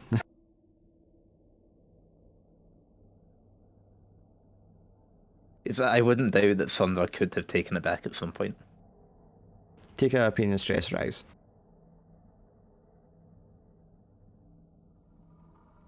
Is Salzai able to do something, or does someone else want to go first? Duradam? Well, Durden's going to have to get up anyway, so someone else could act before him if they want. Sure. I'm bleeding and I freak out.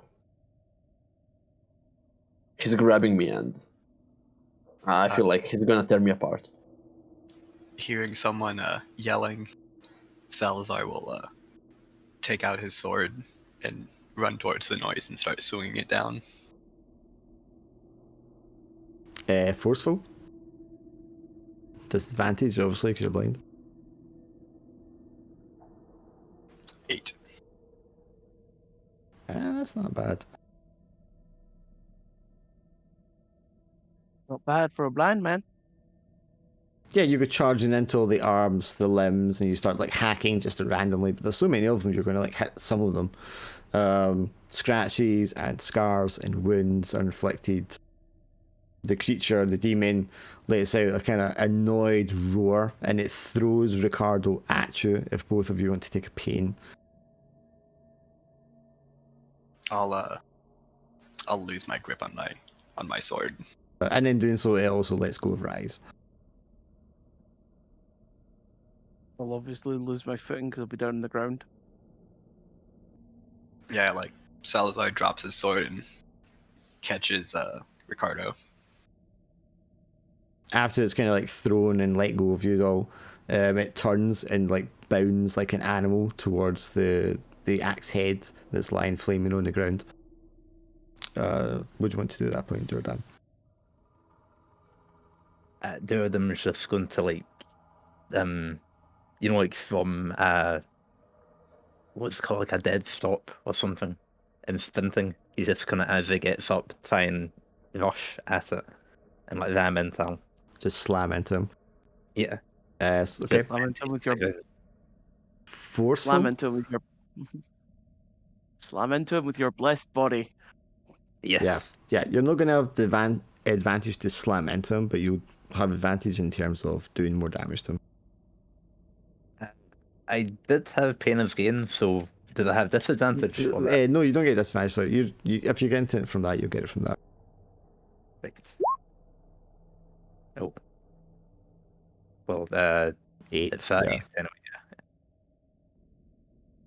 That's like another serious wound. So your body that smashes into him. I mean, the whole thing, your whole presence is now anathema to him. Just getting close to him is just like causing his skin to like flare up and turn kind of like molten looking, and cause him to kind of like get annoyed and the pain that you can feel. That's just being in proximity to you. When you're slamming into him full force, it's just like a massive fireball being thrown right into the side of him. So I guess the two of you just send him like hurtling across the room.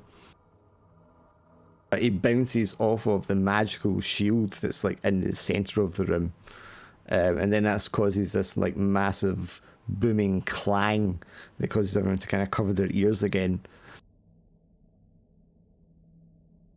And Alcazar kind of just like lets out a howl of anger, and his whole form just kind of like is split with like rays of divine light, and he splits apart and evaporates and explodes into a cloud of dust and ash. Ricardo's going to get up and walk towards Duradam. You're looking positively radiant, my good friend. Duradam's still looking around to see if like the ash reforms at some point. No, it's just like softly like falling in the chamber. Is that creature finished? I believe it is gone for now, my good friend. Did we win? Salazar's just like palming on the ground looking for his sword. I believe this beast is gone for a moment. Presence is no longer in the realm. Is everyone alright? A little banged up, but I've seen better days. Rise is all bruised up and bleeding. You look over at Salazar, there's just a giant burn wound over his face, and his eyes are, like, not melted, I guess, but scorched.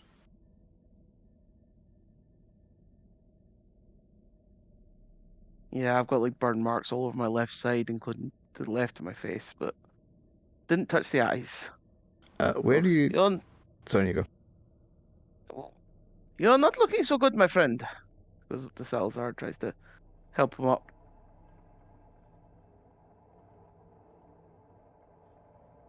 What were you saying, Dart? So you can kind of see through the gaps in this magical shield in the center of the room that there is a stone altar, and on top of that stone altar there looks to be a tablet made of brass positioned there in the center.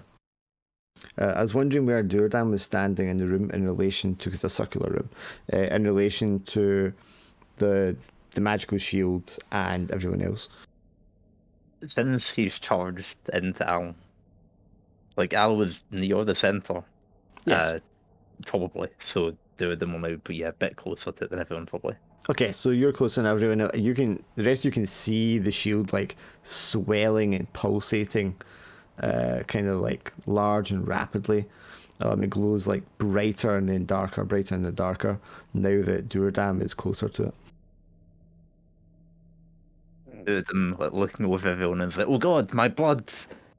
He's talking about like his mana being a different color. What's happened? Maybe you caught something. That is the color of my dear goddess herself. You have been blessed by the great Euphoria. What, No. when we met her back at Falkor? I didn't think Yes. she liked me. She probably gave you an STD. It was for my request. So aid us in this quest. Then you have my thanks. And he just like salutes him. So this barrier, the demon was trying to get past. I think this might be the way. Rise comes closer and spots the tablet. This is the tablet we've been speaking of. That you are the key of. Remember? He is the key to this barrier, I believe. It seems to be pulsating the closer he gets. Duradam approaches and asks, "And we found it before Malekith?" And tries to put his hand on the barrier. I believe you're mistaken on that, my friend. He is definitely aware of its position. He just simply could not break its seal. You're putting your hand on the barrier, Duradam, yes. Yeah, like he thinks it's like a pane of glass. And he's just going to look into it.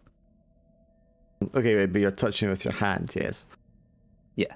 Okay, there's a love these massive, bright flash of light in what was Duradam, is now just a pile of rock rubble on the ground with his shield and belongings he was carrying.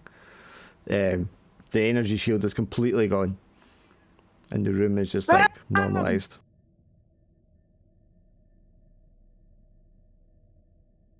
Dark.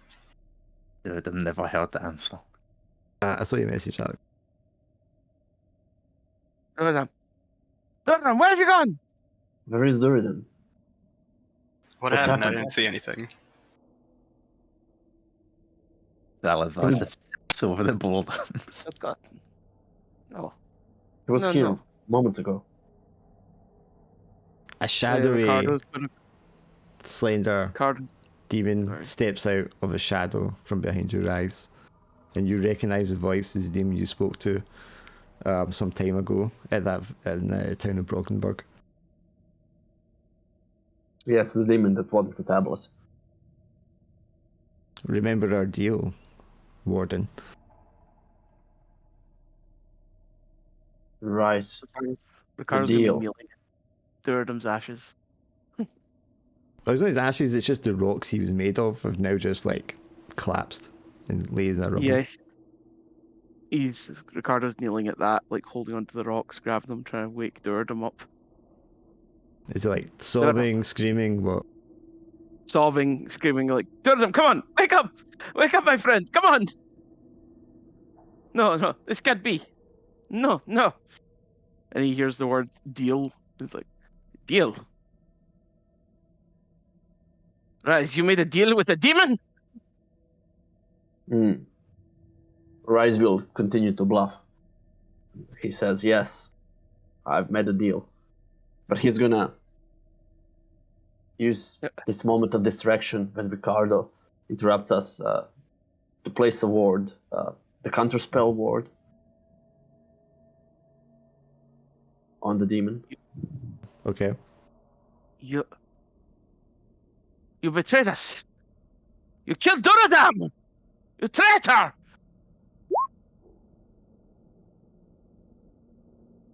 Yes, I'm sorry, Ricardo.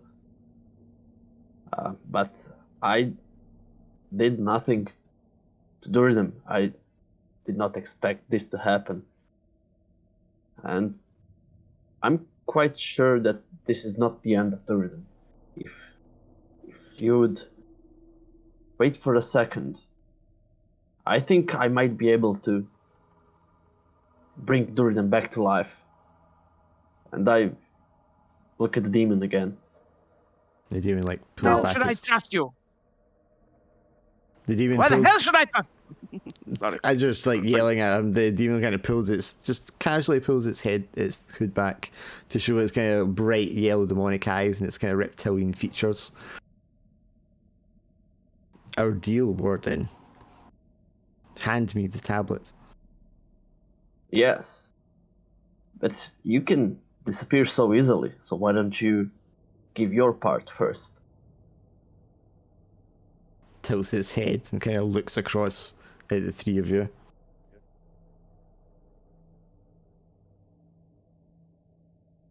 A deal's a deal, Warden. The tablet for the information. I will give you the name of the traitor you seek, the one that betrayed the Mage's Guild, the infiltrator. The one that is on the side of Malekith. The one that has caused you so much grief and lost you so many brothers. But I must have that tablet.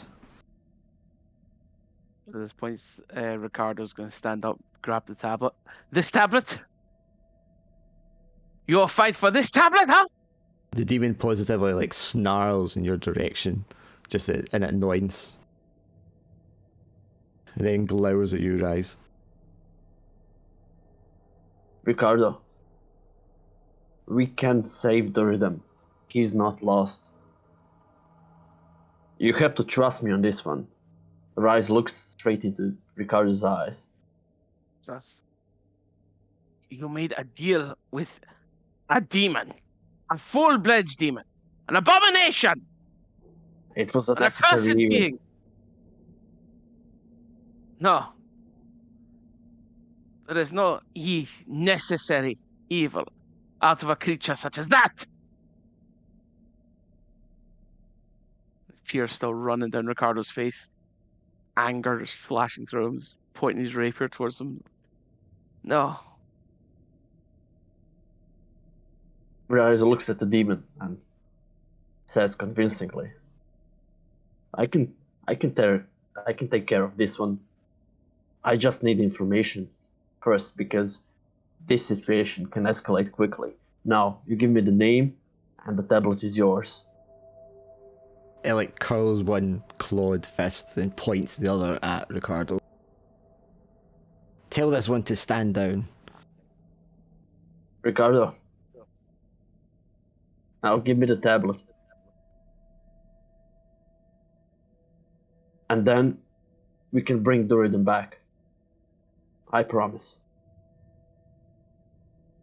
How do I trust a lying word out of your mouth? We've been traveling together for weeks. Now I need you to trust me on this one. We've been traveling together to kill that thing! To save the dwarves! And you betray us like this? She has nothing to do with Hypnos. This is a whole other thing. She's an informant.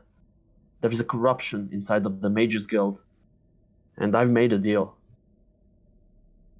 I will get the name of the corrupt mage. And luckily we can stop Malekith. And we can save Duridan.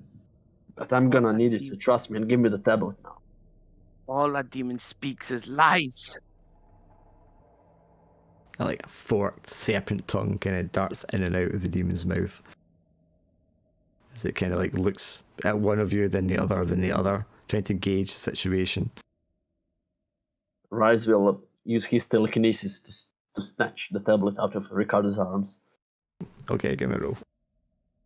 Ricardo's going to resist, going to hold on to your life with his Do you want left to arm. roll forceful, Ricardo? Just kind of like a comparison roll. By the way, Dark, this is a tablet of alteration, right? I think so, yeah. Would I have advantage since telekinesis is alteration school? In its presence, yes, that would give you that. Goddamn cheer. Rise the goddamn cheer. Oof. I'm gonna reroll this one. Oh, you're going to reroll this one? Oh, what? I'm gonna use my mage background since it's spell. Man, you've not been rolling well at all. No, he's not. Oh, it's a 10. So that's a 11 against your 8, yeah? Yeah, so you're going to yank it with some difficulty out of Ricardo's arms. And as you do so, the demon just like hisses with delight. I never should have trusted you. Name no. The tablet. First the tablet. And it stretches out its clawed hand. What's this demon's name? Would the other character know this demon's name? The other character would you? You wanna? Is it a good time now, or should I wait still? You're not dead yet. Oh, Sorry, on you go, Phil. Salazar could meddle in all this. Salazar's just standing by listening to all. He's like blind or blinded. I want to try to shoot the tablet out of the air. Okay, so while it's being yanked out and telekinesis flying through the air, you want to like shoot it to disrupt where it's going. Yes. I think that's going to be a quick roll. All right. So being blind and archery cancel each other out, but being underground still is disadvantage, right? Yeah. It's a 9. 9. Yeah. Sure, yes. Rise, you yank out your telekinesis, it flies through the air. Ricardo's like, no! And then this arrow comes like through the air, hits the tablet spins mid-air, and lands at the feet of the demon. Well, Demon- I still have a telekinesis kind of a grip on it, so Yeah, so she like I'm hisses having with the stress light. now. So she hisses with the light, reaches down to grab it, and you yank it away from her. Like slide across the room. I'm actually leave it there, right in front of her, but I'm using my force to keep it pressed on the ground, so she cannot. Okay, so she grabs it and then tries to lift it, and then she Yeah, but hisses it's with not going anger anywhere. and like looks up at you with her eyes, and they're just like glowing yellow, just no pupil in them, just blank yellow. Give me the tablet, Warden. Stop toying with me. This is the last time I'm offering this. You give me the name, or the tablet stays with me. She like grits her teeth and just like through them. And then she looks up at you and like once more and says, Valakar. Valakar is his name. Ricardo's gonna bless his rapier. Quietly Charging him. blesses his rapier. You just hear some mumbling that they'll see some glowing out the corners of their eyes. The golden, pink speckled glow. Well, yeah. Meanwhile, Rise is obviously in a huge shock and out of the frustration, and he just uses the telekinesis to slam the tablet across the room into another wall and lunges forward towards the demon, screaming, "Liar! Impossible!" Yeah, you and Ricardo want to roll quick because you're trying to get her before she moves. I got a 12. Oh, nice.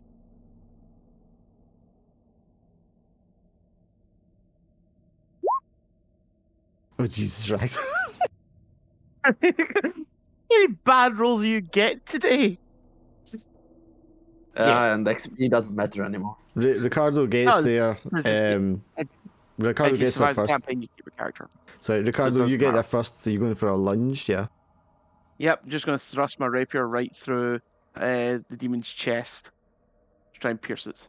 Yes, and you've got the blessing. So as you pierce its chest, it lets out this like curly scream, just like anguish and pain and frustration. And much like happened to Alzarat before, all these like bright beams of light kind of like come shooting out from inside her core, and then she just explodes into a shower of like ash. After that, I'll just put my rapier back and walk towards pick up the tablet. Jordam, you find yourself like blinking your eyes as if you're like waking up from like fainting or from a deep sleep. Something definitely feels different. Do I know where I am? Can I see anything around me? Sure, you turn one of your many heads and look across the massive blank dark cavern that you're in, and you just see rows and rows of yourself. Is there an entrance to this cavern? There's a massive wide stairway right in front of you, and a huge solid stone door that is closed. Whether or not he's moving all of them, he's going to try to go up to the door anyway. Yeah, and you take a step forward, and as one, several hundred Jordan bodies step forward. The sound of the cavern, fills with the echo of these massive footsteps in unison taking the step forward. And two of them just turns to one of them, who turns away, and he says, "Can any of you talk?" you all say the same thing at the same time.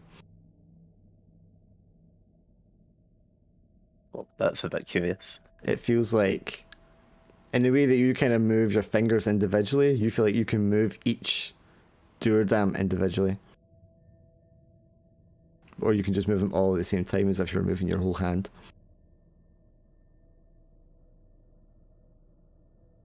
They're all like you, carved of stone with the runes, and this kind of blue energy, which is also infused with golden and pink sparks. Duradam's going to try, if he can, to move a few at a time, just independently, not split them off. Yes, I mean it takes a little getting used to, and it's a very strange sort of sensation, but you can indeed do that. And if he can like collect sentences from each of them, he's going to try and have a few of them like scan the other walls of the room while a group try and open the door. Sure, you can find like a massive turnstile thing, and you can use like maybe 5 or 6 of your bodies to start pushing it, and only something of your size and strength could push this and move the massive rusty chains that allow the door to be hauled open inch by inch. Just out of habit, he asks to them, "Have any of you seen my axe?" I don't think the eyes would want me to lose it. I'm just imagining hearing like 50 people simultaneously say that line Yes. as it's echoing. And then there's, I mean, you're oblivious, so you haven't noticed to this moment, but then you just notice you're all holding like massive war hammers.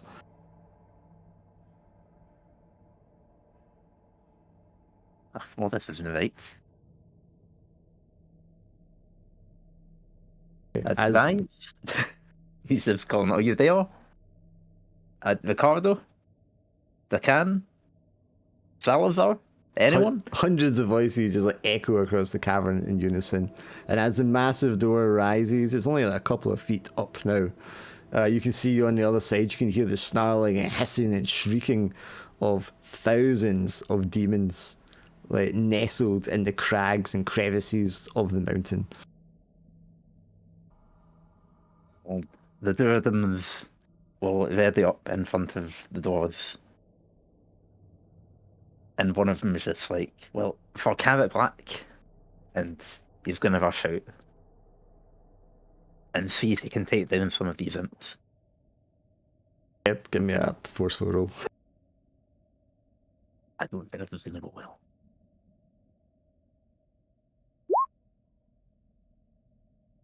Yes, you charge out and catch the first of the demons and just like slam your warhammer into it, squishing it.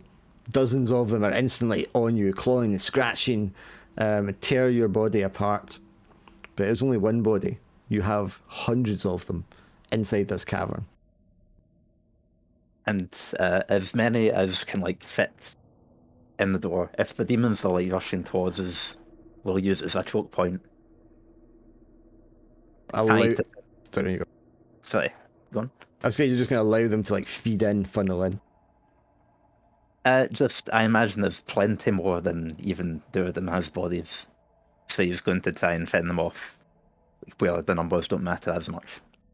Yeah, so you allow them to feed in, and your lines of Duradam just start smashing and fighting and battling off these thousands of imps as they try to like squeeze their way in through the door underneath to get inside to the cavern that you're inside. So back in the other room with everyone else. The demon is dead. The tablet is across the room on the floor. This is impossible. Valakar. It can't be. Ricardo. Salazar, I'm sorry I haven't said anything about this deal. But I never intended to honor the deal. This was only to get the name. This is how I even got up here with you guys. My quest was to find the corruption inside of the Mages Guild. And it turns out it's one of my members, Valakar, the Elder. And Duridan, I don't know what happened to Duridan, but I'm sure he's not dead. After all, he is the key. He was the key for the tablet. He unlocked the tablet. And then yeah. After Ricardo had stabbed the demon, he would just immediately turn around and walk towards the tablet to go pick it up, not saying a word to Rise. As Rise is saying, the key to the tablet, you just hear this kind of deep throaty growl, demonic kind of voice. And it says, "Indeed he was." And this tall, hulking, smoking demonic figure just is there, right behind Salazar. And it drives its claw right through his body, hoists him up into the air, twists around, and pulls not just his heart, but his spine and all his inner organs, and just like rips it out the back of his body. And Salazar's lifeless corpse just slumps to the ground. And as he's reaching up and holding the heart up, he just reaches over and just takes a bite out of it. Ricardo quickly runs to grab the tablet. I see you've finally opened the gate for me. Hypnos. Hypnos. But you made a deal with this demon as well, Rise? Traitorous scum. Ricardo, I asked you to trust me. I was always with you. Now it's not time to quarrel. You never make a deal with a demon. Never trust a demon's words. The tablet. Take it out. Take it to safety. Run.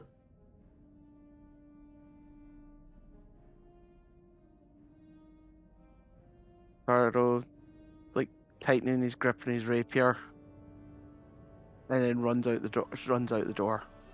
So you're running, grabbing the tablet, and then running out the door with it, yeah? Yeah. Okay, Hypnos. While he's doing that, what are you doing? So he's gonna first pull out his dagger and toss it towards Rise to distract him before vanishing into limbo to chase after Ricardo.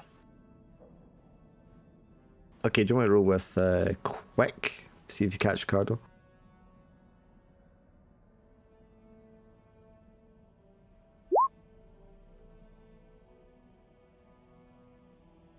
Yeah, you throw the dagger, it momentarily distracts Rise, just for a moment. Rise, as you kind of like, whoa, move your head to one side, and it strikes into the wall behind you, and then just kind of like fizzles and disappears into thin air.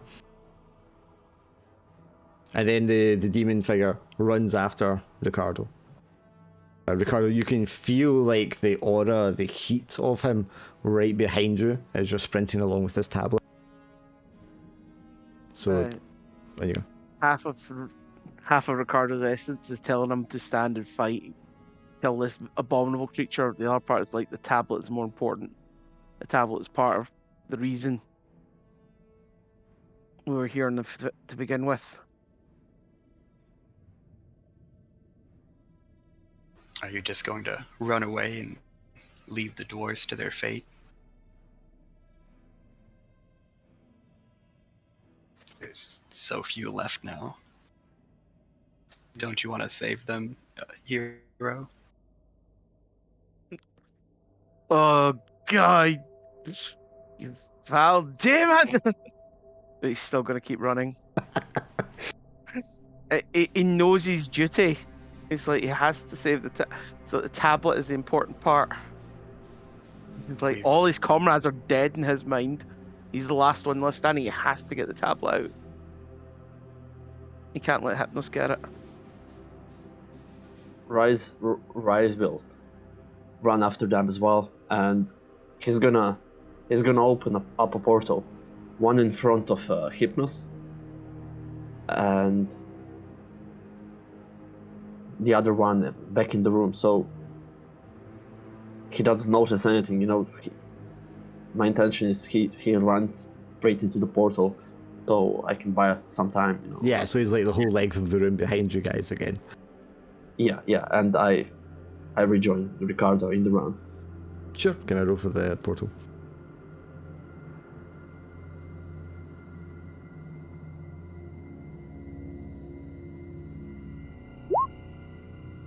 Yep, that'll go off, no problem at all.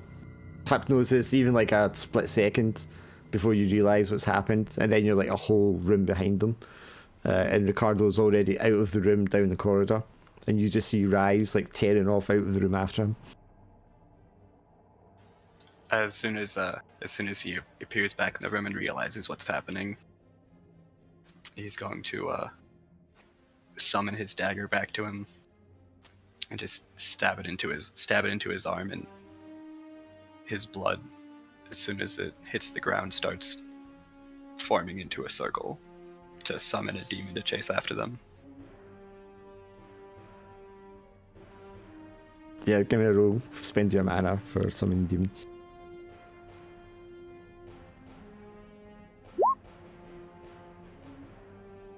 I'm assuming this is demon built for speed, yeah. Right. So what does it look like?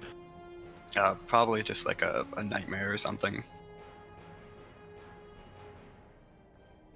Okay, so a nightmarish steed, flames from its eyes, and its mane just like glowing flames as well. Right. And then it lets out like a thunderous neigh, and then like charges off after them. Well, Hypnos will just disappear into limbo to make his way towards them again. Yeah, right. So you can just hear the da-dun, da-dun, da-dun, da-dun of this massive steed coming tearing along the hallway behind you. And where we are at now, exactly? And you're just like, I mean, where are you headed to, Ricardo? Are you just like running blindly through the corridors, just trying to get away? No, he's trying to run back the same route that it came through. Sure. So you're, Try and get back. yeah, I mean, it was a maze to get here, and it was Salazar that was guiding you through the tracking. So you're just kind of like doing your best to sort of retrace your steps, following the trail of death and destruction that led you here in the first place. Hopefully leading yourself back to where you came from. So yeah, you're basically running like twisting left and right, trying to find your way back to the shaft where you came from. Where you are, Durivdim, so you've got this massive door that's just like a couple of feet high. Demons, and it's just kind of like spilling in through, just like a cloud of them, a flock of them, constantly, waves and waves coming in and crashing against your sentinels. They're smashing at them with their warhammers. Every now and again, one of your sentinels will fall, but not before you've like crushed and slain dozens and dozens of the demons. Is there anything you want to kind of do there? I mean, you have control of all of these at the same time. You can do multiple things at once. I assume there doesn't seem to be an end to them. I mean, you know from what you saw outside before that there are literally thousands of them. And there wasn't another exit to this place, was there? At the opposite far end is the bottom of what looks like a very tall elevator shaft. You can see like the smashed elevator at the bottom of it, with a number of dwarf guard bodies and demon bodies just in amongst the smashed smithereens of the platform. You can see a huge, massive amount of chain that's just kind of like fell down and just piled up on top of it. Well, even with this many Durivdims, I don't think I could climb the shaft. So, I think he'll try to send some out, like, to advance. Like, I don't know, how many did you say there were? Of the Duradams? Yes. Several hundreds. Let's say 400 or 500. Right. Yeah, I think it doesn't do much good staying here, so they're going to try to push their way out, and then I don't know what lays outside, but once they get out, I'll let some of them off in different directions to go looking to see if we can find out where we are. Alright, so you're going to raise the door more so you can all fit through and then just like push like a wall and push them back out. Yes. That sounds either careful or forceful, is up to you. I think probably forceful. We're gonna try and just like cleave through them, Yeah. and then even if some of them have to stay behind to occupy the imps, as long as other ones can take off to begin the search. Sure, give me the rope. That was a good roll. Oh, it's a very good roll. Oh, that's a serious one, so yeah. Yes, I mean, they're probably not expecting you to kind of like just take the fight to them that way. He's very quickly able to kind of just like get the door up enough. You guys just like duck down a little bit and charge out with their hammers, swinging. You push them back, you know, a few inches and then a few feet, creating a kind of bulkhead. And then more and more of your guys kind of like solidify that and push up. And now you're like batting them out of the air with the ranks behind, as well as like swatting them at the front. And then like groups of handfuls of your guys are able to just kind of like spill off to the side and clamber over the rocks and up the ramparts and the stairwells up to the main entrance of Karak Lak. The Durden's like roaring to each other, like, give not an inch, and then like all heaving each other, shouting it.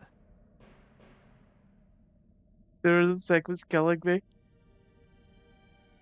You just think you're really in sync with these guys. Like, Durden doesn't really understand what like kin is, so he just kind of thinks of things like him as his kin. Yeah, and this is also probably the first time you've truly felt like that loneliness is gone. Like, you, even though it's all you, it still feels like multiples. Do you know what I mean? There's a very sense of there's a real sense of like purpose and belonging here, and obviously, you know, increased power. Yes, and you're all like cheering each other on in unison. It's a very powerful kind of sensation. I wouldn't like to imagine how it feels to like have part of you just die when everyone goes down to an imp. I mean, that happens every time one of your cells dies, but yeah. I guess if you can compare it to that, yeah. I think I've got a few more than several hundred cells though. So Ricardo, you're just, you know, ducking left and right, running, breathing heavily. You know, you still got what happened to Duradam just a minute ago. You just saw Salazar slain in front of you. This thunderous steed is still like echoing in the hallways behind you. So you know something big and heavy is like chasing you and Rise. And yet you run on with this tablet tucked tightly under your arm. Occasionally a demon will just kind of stray, wander out in front of you and just like, you just slash at it with your rapier or stab at it with your rapier so you can duck down and like carry on running. And before long you come to the massive shaft that you originally climbed up from. Yep. Down below you can hear... It can't be Duradam. It sounds like Duradam, but it can't be. It sounds like an army shouting and yelling and fighting. Echoing far below. Like at the bottom of the shaft, you hear that? It Yeah, sounds you like can it's hear coming the from. echo like coming up the shaft from the cavern below. I'm gonna climb down the rope. I'm gonna put the tablet in one of my like knapsack bags, and descend down the rope. Trying to do it as quickly as possible, sliding down it. Yeah, I Get mean, to the you next you can level. just do that. Rise, meanwhile, you've got the steed like right behind you, clipping. You know, it's reaching out and trying to bite at your neck, and you can just feel it like just scratch millimeters away from the back of your neck. You could feel it just like bristling the hairs. Yeah, it's time to fight back a little bit. So I'm gonna I'm actually gonna trip it with my telekinesis. When he's right next to me, I'm gonna trip it and then continue running, buying more time. Sure, gonna cast.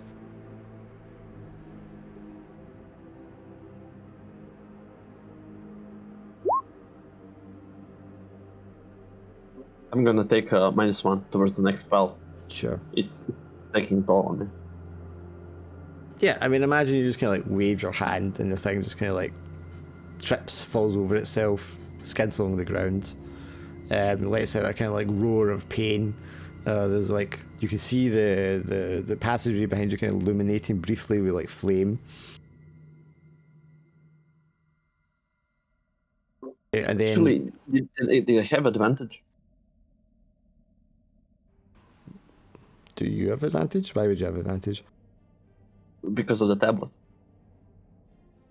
You don't have tablet though, he does. Oh, yeah. And he's not like right next to you anymore. So yeah, you're going to Sure, do that, yeah. and you're going to slow that down and give yourself some breathing room, some space and time to do something. Hypnos, what are you doing?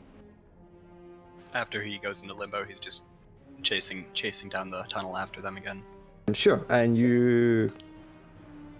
I mean, when you're in limbo though, I mean, you don't actually see them, because you're in a different realm, obviously. Unless Ryze's multi-dimensional form is sort of semi-present and you can detect it. Right, because Hypnos does have astral sight, so he'd be able to see at least these two, their powerful auras. Or the aura of the tablet, perhaps, even, in the direction it's going. I like how it's with the only two characters he would 100% be able to see with that ability. Oh yeah, because you've got your beacon as well. Yep. Yeah, sure. So you can see there, and you can see like one of them, you know, gaining ground. But you're fast approaching the other one, Rise. So what would you like to do, Hypnos? He reappears in the material world, just taunting Rise. I've met many heroes, and killed many more, but you're the first few that have run away so fervently. And just throws a fireball at Rise. That's forceful.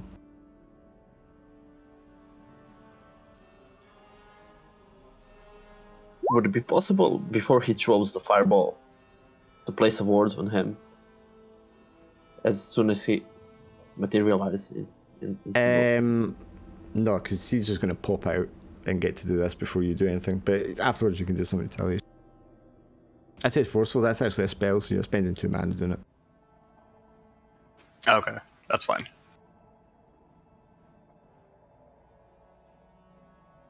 I think you two are actually equal because you're both magical and you're both player. So if you want to take a pain or a stress...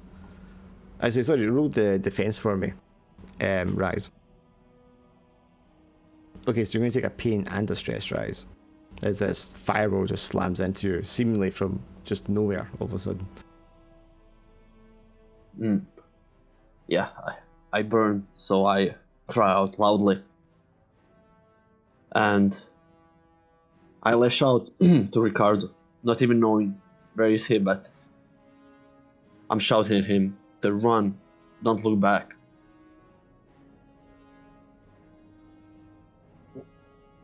I was like sliding down the ropes at this time as he hears that shout down the tunnel up above him. Thinking, what the hell do you think I'm doing? Yeah, and now he's gonna place a ward on Hypnos and continue running. Yep, give me the roll for the board, the counter spell. I'm gonna spend the remaining 2 mana. Oh, Your rolls, man. Is Would, this where you want to use your thing? would Use- Astromite background apply to this? Oh yes, definitely. You have your lucky though. I think he's saving that in case he needs it. Yeah, I mean it goes off. Hypnos, you can just feel this warded through this hex. To you, it's like a hex that's warding over you, and you don't know the exact nature of it, what it's going to do, but you know it's not good. All right, then, as he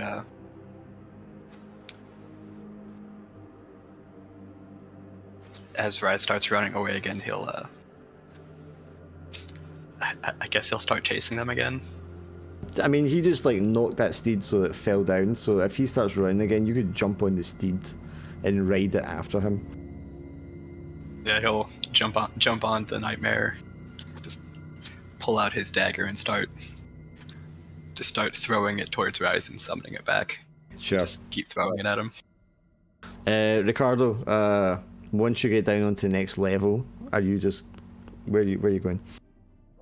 Is the sound of Duradam below me, or is it in this level that I'm at? Below you, deep down below. I know it's a really steep drop, so I'm not gonna. Is there something to tie a rope to? There's things to tie a rope to. Yes, we established there's like steel pittons and stuff like that jammed into the rock.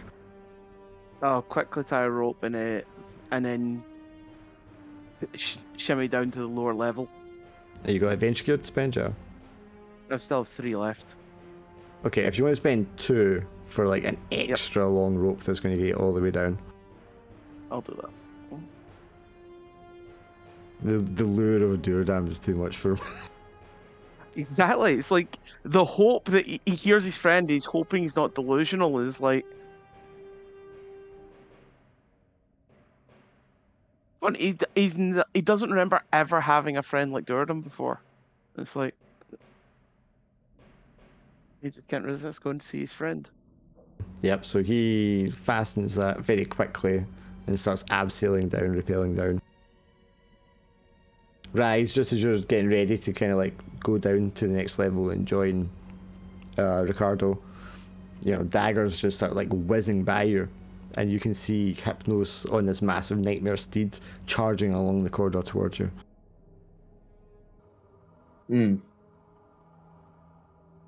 Nowhere to go Well, now is the wizard. Yeah, I think I don't have really any option than jumping down.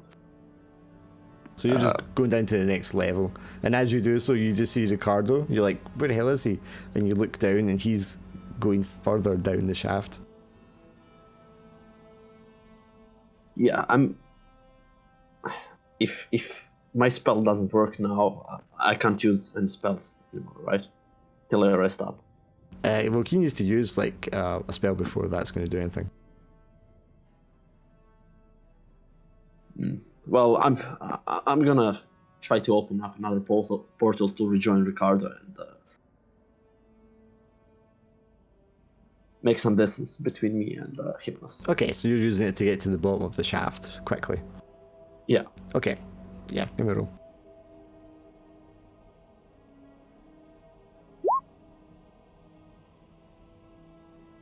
Yeah, I mean, you pop out at the bottom. It's all this chain and broken platform and bodies. It's a mess. It's unsteady, and you kind of lose your footing right away. And you know you're waist deep and all this kind of like smashed wood and metal. The massive cavern extends in front of you, and at the far end, this huge doorway is opened up. Light is streaming in, and there's a huge battle going on just outside the door. Ricardo, Hypnos. He'll be here any second. I'll grab the little satchel bag I put the tablet in and throw it down to Rise. And just shout, "Run!" What do you mean? Take it and run! But Ricardo. No, we can make it. Don't you dare betray me again! Run! Rise just gives a nod and runs towards the opening out of this mountain of Sure. this corridor. So Duradam, you're in one hand like fighting off these demons, and you know it's an even battle. There are many, but they are small. You're fewer, but you're more powerful. A handful of your bodies have made their way up to the main entrance of Karak Lak and into the building proper. You've managed to even maybe run along and find your way to the chamber where you left everyone, and you can see the pile of rubble that used to be you and the altar, but there's no magic and there's no one else here.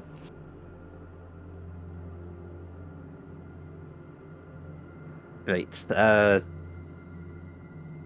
I think they'd continue, like, there were a few exits to that room, weren't there? Oh, yeah, I mean, there's passages and tunnels. It's a whole fortress complex, yeah. Yeah, so Durham's would just branch out along every corridor and try and find someone to regroup with. Okay, yeah, so you split up and you're just, like, searching for them. Although they would also probably encounter what remains of Salazar there. Oh, yes, Which sorry, yes, would Salazar's kinda remains get a here. bit more. There's this, like, just this body with all these guts and stuff, and then this squid creature just kind of, like, on top of the body, just, like, suckling and gorging itself on the innards of the corpse. One of the Durhams just kind of picks up the creature to stop it from defiling the body anymore and carries it off. I don't know. I feel like that's what Salazar would have wanted. I mean, No, I actually would have loved Sherbet to eat him. but I don't think Durham shares that value with him. You know, like one in the hundreds of Durhams that remain that has a wee tentacle monster. Yes, and Rise, as you kind of like run along this cavern and get to the end, you can see that it's a line of sentinels like you saw before.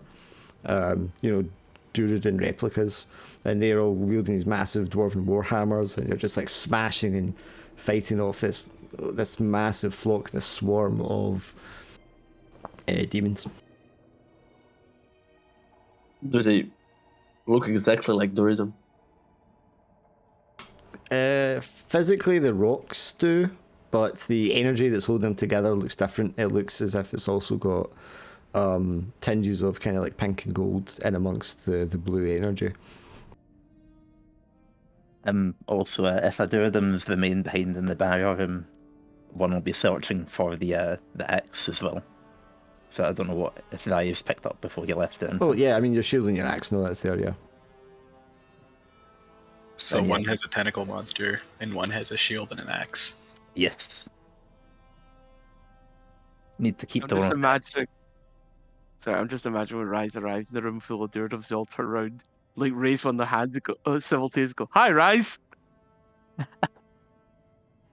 I can't stop thinking of that. Yeah, that would be funny. Well, I honestly don't know what to do. I mean, out of the character, I could leave the realm towards the citadel, but I don't know. It just feels like it ends up for Rise here. After all, he's here to help in the defense of the dwarves. He's actually going to shout to other Duradams to follow me towards Ricardo, so we can fight off Hypnos. As Ricardo finally lands on the ground, he's going to draw his blessed rapier and just wait for Hypnos to arrive. And Hypnos, are you just like, I mean you can fly, or are you just descending down the shaft after them? Yeah, he just flies after them. So like Ricardo, you like bless your you've got your weapon out, you're standing at the entrance of the shaft, and then there's just this cloud of like dust and dirt, and then this from the sort of superhero crouched pose, kneeling, Hypnos like stands up tall, dark, scaled, massive like demonic wings and glowing red eyes. So you Challenge you to a duel. very You well. and me, 1-on-1. I've heard of your legends before. Let's see if they live up to the tales. He just reaches into his pocket and pulls out a handful of gold, and just throws it at you. I'll step to the side and let the gold pass by. As you're stepping by, he vanishes into limbo to try to reappear behind you. All right, roll sneaky for me.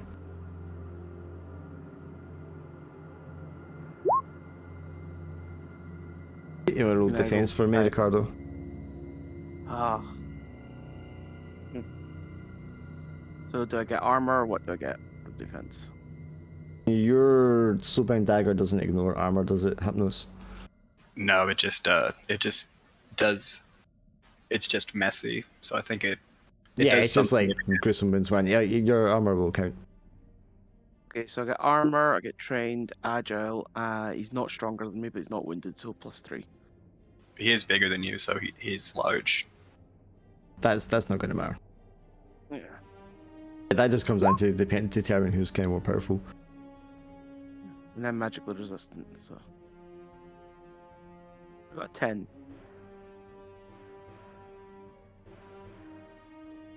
You can take a pain and a stress. He's more powerful than you. As he just blinks out of existence and then blinks back into existence right behind you and stabs you with his dagger. Pain and distress, you said? Pain and stress, yeah. Imagine I'm bleeding from. No, cry out loudly in pain. And.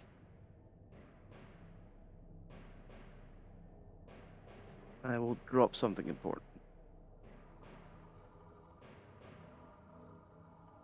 So I know I can't freeze up at this point. You're dropping your second rapier, perhaps? Yeah. As you drop your weapon, Hypnos just whispers into your ear, "Disappointing," and just kicks you away.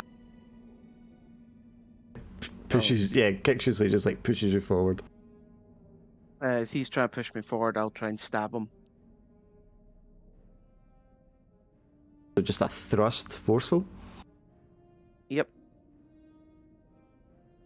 And this is a duel, so I get advantage. Yep. Like finally a duel. Yep, finally getting my Oh, dueling yeah. coming in You want to roll defense, Hypnos? with my blessed blade. Is it still blessed? Yep, this one's still blessed. I've dropped my So- backup, so if I lose this one, I am unarmed. Would I have Disadvantage, I would think. disadvantage, yeah. All right, so he doesn't have armor, but he's more powerful and trained. And agile.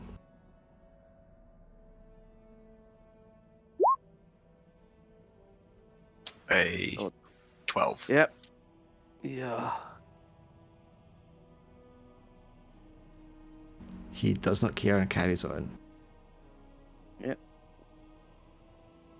Your rapier stabs into him, but the wound just slowly closes as soon as you pull it out.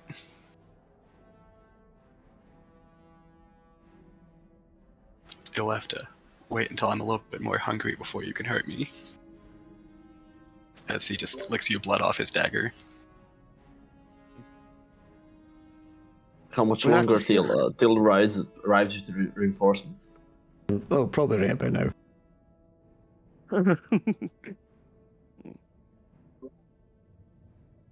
How many Duridims do we have?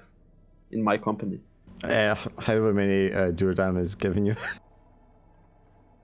Does Rise step on the gold coins as he comes in?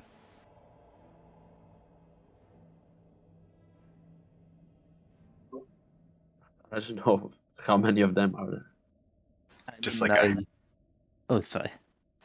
no, just a handful that he threw at Ricardo, but he dodged. I was gonna say, I imagine if I used would be observant enough to dodge it, but like 100 Duradins probably wouldn't. So just a few of them just run in and just freeze as they come in. Freeze, and then there's like kind of like sparks of explosion beneath their feet, and just like the minor cracks in the bottom of their feet. Like 3 of the Duradins as they pass Rise go like, "We found your axe, by the way. It's on its way." And the one with the axe is currently rushing over.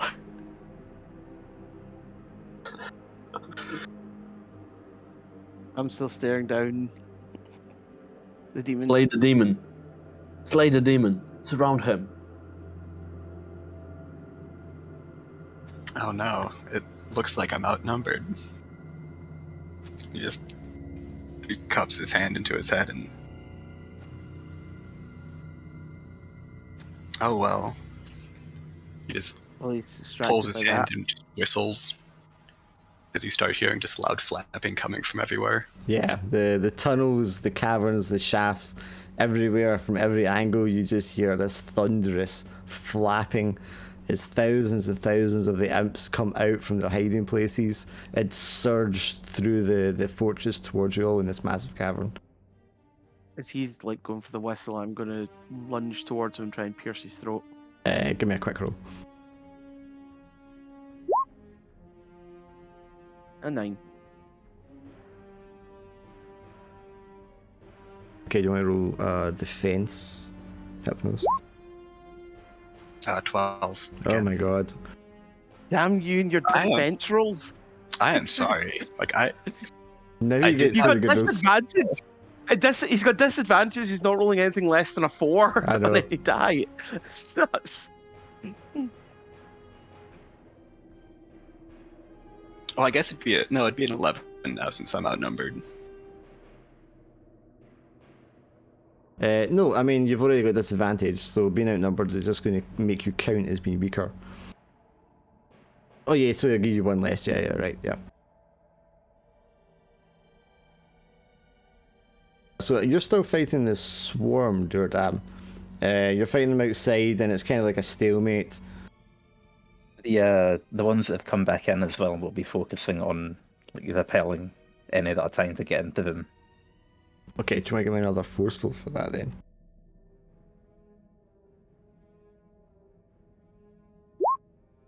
Oh Holy wow, okay. See what I mean? End of the game, all the big rolls, man.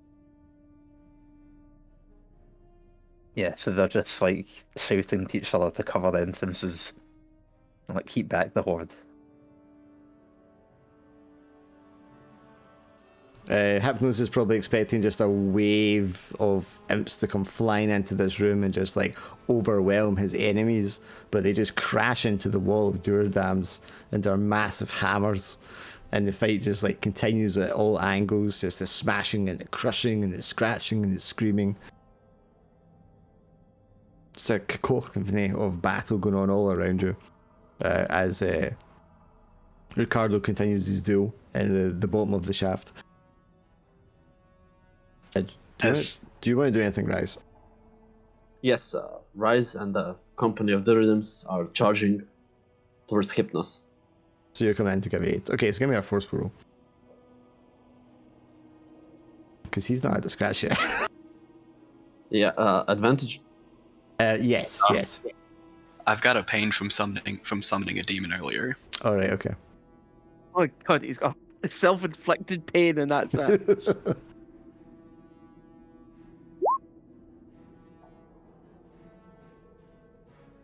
That's a 7, yeah? Yeah, 7. Okay, Hypnos, do you want to roll a defense? So this one is not with disadvantage, right? Or is it still with disadvantage? I think you'll have disadvantage because you're outnumbered.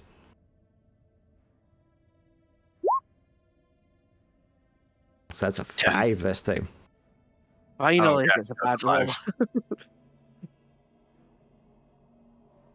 The Duradum hammers. That's what does them in. I imagine Yeah. it's more he's just so focused on trying to dodge the Durhams.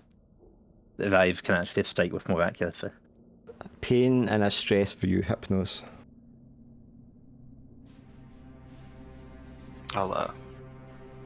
He'll get knocked away, lose his footing, and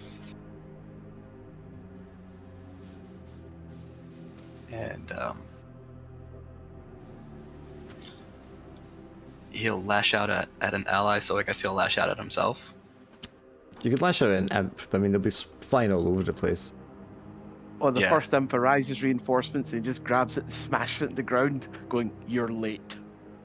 Yes, that's it. And then, as soon as he smashes it into the ground, he just picks it up, just pulls it apart and starts eating it. Would that heal his pain? Oh, he's like, Ozzy Osbourne just grabs it and bites its head off. Foul, disgusting creature. I don't know. Okay, yeah, I mean, if you want to use your action to like bite that off and heal a pain, you can do that. But then they're all going to get go again before you get to do anything. Oh, okay. Then, since the imps are running late, I guess I'll have to get some new help. He just takes his dagger and just completely chops his arm off, and uses the blood to summon a greater demon. Okay, but you have the counter spelling hex on you, ward on you. Yes. So when you cut your arm off and you go to summon the greater demon, and you're just hit with this like surge of backfiring energy, you're going to take a pain instead. Okay. Would I take a pain on top of the pain from cutting my arm off? Yes. Well, you cut your arm off, so yeah. Would he take a wound from cutting his arm off? He doesn't Plus take 11. wounds. Oh, Yeah, it's the benefit of just eating people to heal. Alright, I'll take I lose my grip since I cut my arm off, and I'm bleeding, so -1 forward. So and while he cuts his arm off, Ricardo's going to charge into him and try and cut his other arm off. yep, that sounds good. Give me the forceful. Advantage because you're dueling. Yes. You're dueling with friends, but it still counts. Yes. Have I even noticed that they're actually here yet? There's a question. I am I oblivious. don't know. I don't know how hyper focused you are. Maybe it's just kind of all going off in the background to you. Yeah. Well, as soon as I notice Rise gets that hit into Hypnos, I always shout like, "What the hell are you doing here? I told you to run!" And he still just charges. Still don't look at Rise.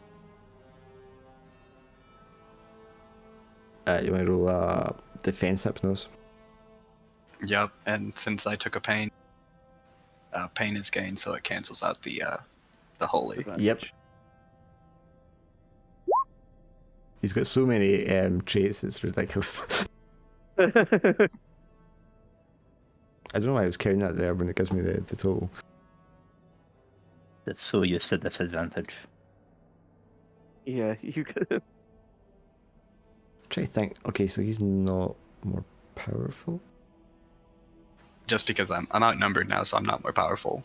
Yeah, so you're going to take pain and stress. Alright.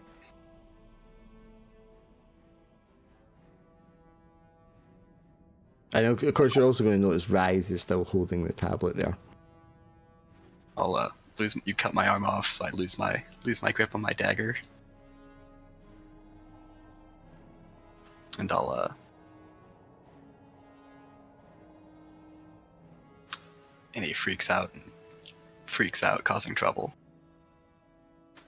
He's going to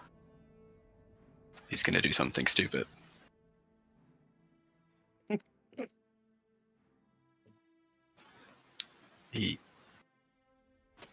He's going to summon his dagger back to him, but since he doesn't have any hands now, he's going to summon it back to his mouth and uses and then just vanish into limbo. Okay, summon it back, catch it in your mouth, and then blink, he's gone out of existence. The swarm just like pours in from all angles, just reinforcing itself, doubling down, putting the pressure on all of you. They know that their master is in pain and in trouble, and they're just like full effort to try and just like overwhelm you all. And at this point is when Ricardo finally turns around and goes, "Rise! Get out of here! Teleport here!" And now he's just noticed that there's Durhams surrounding him. Yeah, all these Durhams around him. Right? We are winning That's this battle. We fight to the end. These are all Duridams. I don't know which one is our Duridam, but they're all Duridams. You do them just turn to you and go, obviously me. What are you talking about? Like 500 voices at the same time. Obviously me. While they're distracted by that, Hypnos is going to reappear behind Rise with his dagger in his mouth and try to slit Rise's throat. Sneaky.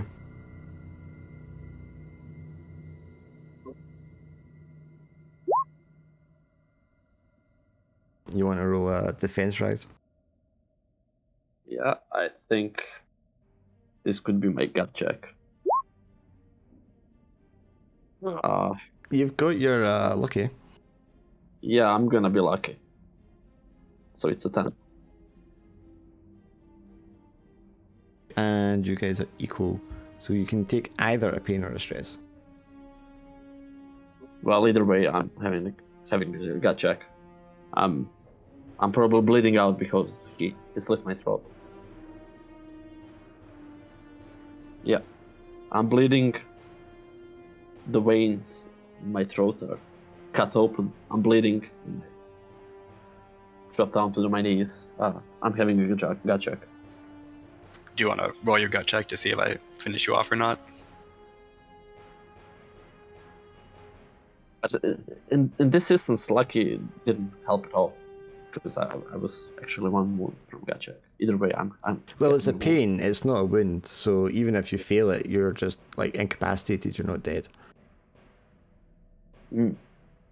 Okay. So, am I rolling for gut check now? You roll gut check, yes. How much XP do you want to dump into that? Well, you had so many bad rolls, man. Should be fine. I know, it's like... So, a maximum 4 XP, right? Yeah, max 4, yeah. 11.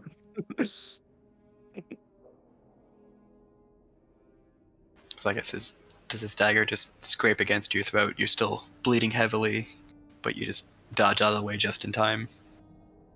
Yeah, and I'm losing a lot of blood.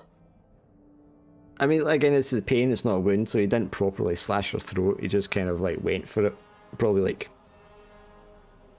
Got the shoulder or something? Yeah, probably like cut it and slash your shoulder or something, but didn't like slice a vein or anything like that.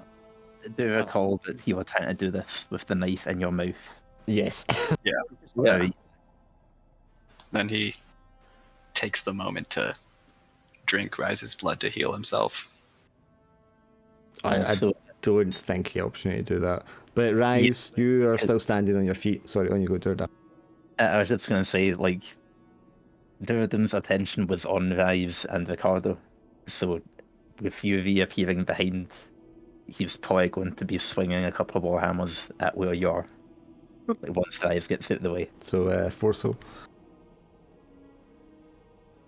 So, probably not chance to drink. Oh, jeez. You're acing all these, man.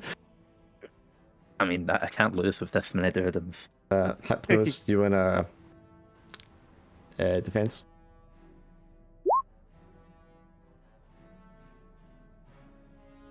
Is he disadvantaged with defense? I had disadvantage to. Yeah, you'll have disadvantage, so you got another dice to roll. Okay. Roll 10.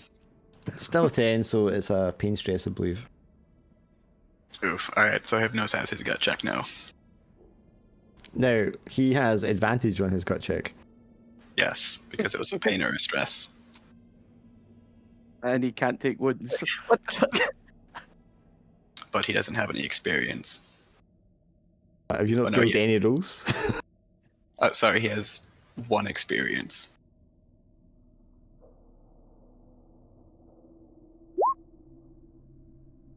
A 7.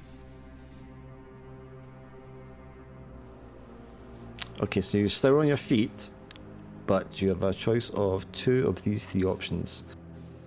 Disadvantage to all your rolls, which it feels like you've almost got anyway. You pass out in a few moments, and you're making it worse. Rolls to heal you have disadvantage. I mean, that doesn't have an effect on you, so you might as well take that one. Yeah, that one. Good heal about Ethan. So.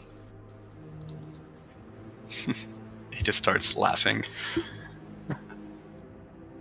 I can't laugh right now. I lost my voice.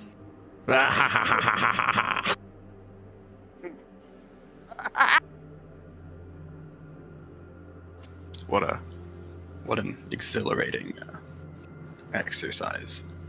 He just throws the dagger into the air with his mouth and just lets it land straight into his forehead. But I'll have the last laugh.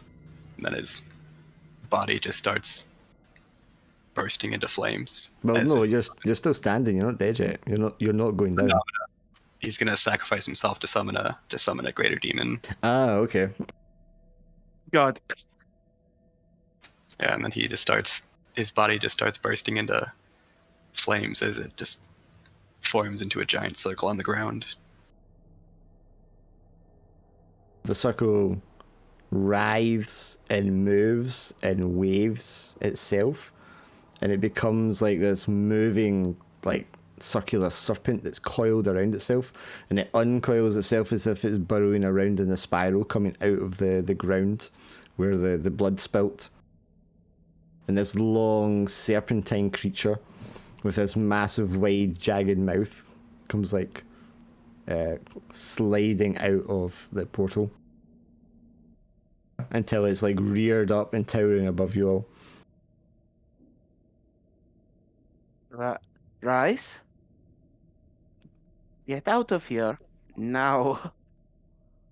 Yeah, Rise is probably in front of the serpent. Just go wherever you go and leave here.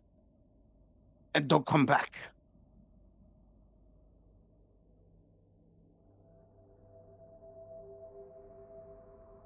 Well, Take the tablet and go. Rise thinks for a second. If he leaves for the Citadel, and Valakar truly is the traitor, then bringing Tablet back to the Citadel is not an option. Staying here and fight, if we lose this battle, the Tablet is also lost. I've seen you, and I have 100% trust in this company. I think the Tablet is going to be safe here even if I'm gone. So I'm fighting here with you. We all And he's die. gonna- You need to get a tablet out of here. That's what we need. Rise slashes serpent. Okay, that's a forceful. Knew I shouldn't have trusted him.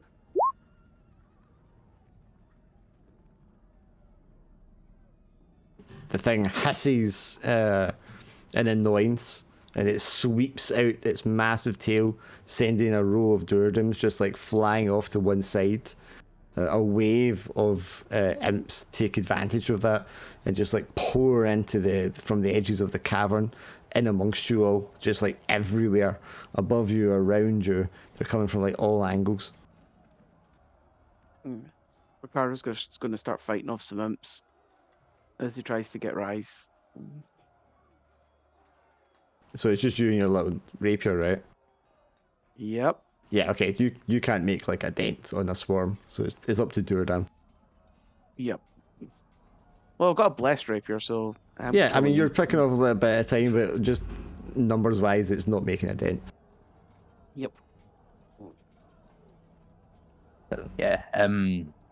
So I think if the majority of them are coming from the door, some of the Durudams from outside are going to like slam the main door shut, and then like focus on like killing the ones inside.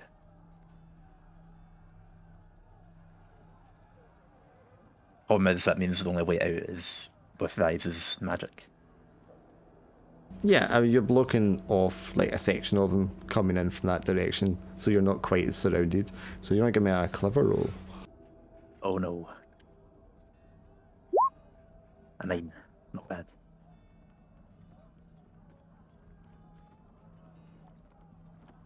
That's another one on the swarm. Yeah, the door. You guys retreat. The door slams shut, crushing more of them as it does so. Those Duradams then turn around and then run to reinforce your other Duradams. I mean, you're probably down to like half numbers by now, and they come like surging in to reinforce your line, and your other guys kind of like back off, allow them to kind of take the front rank. And just get in there and just like swinging and smashing and crushing and doing what they do. But yes, in the moment, you know, it's thinned down, there's not as many of them.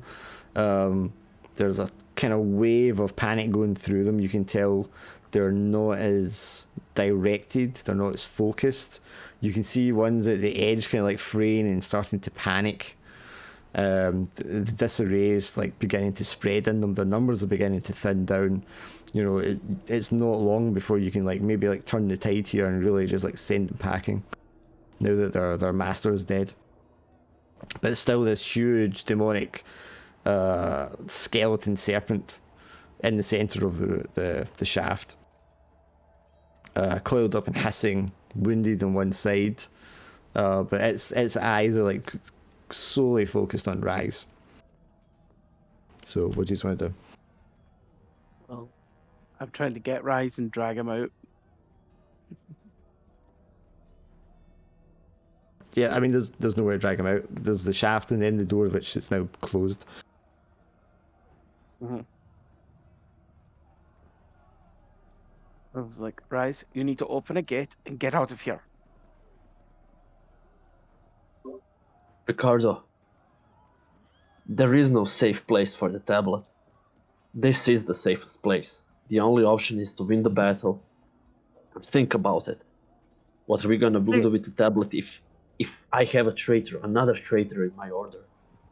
Don't I'm go not to your bringing order. this tablet. Get somewhere else. And then there's Get it out of here. You are the only one who can leave. Get it out of here. a quiet We are all going to die here. voice speaks up from out from the shadow from behind a pillar. It says, I could take the tablet. And you turn around and Drakan is there. I can take No. the tablet, Rise. No, Jokan.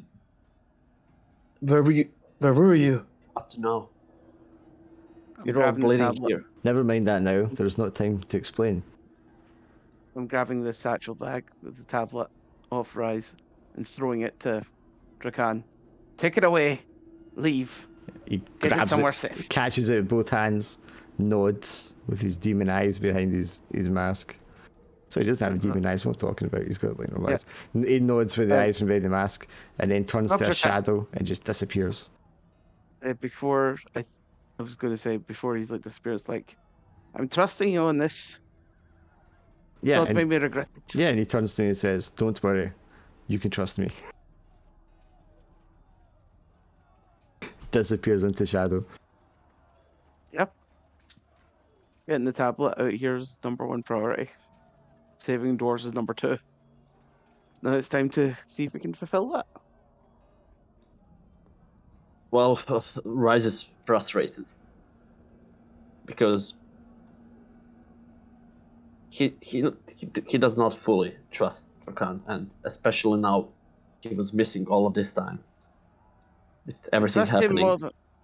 I trust him more than I trusted you. He's Mm. fought his demonic urges. You made a deal with a demon, and now you wouldn't leave. Now you can die here with us. Right? And then we'll leave Rise and start fighting off the imps.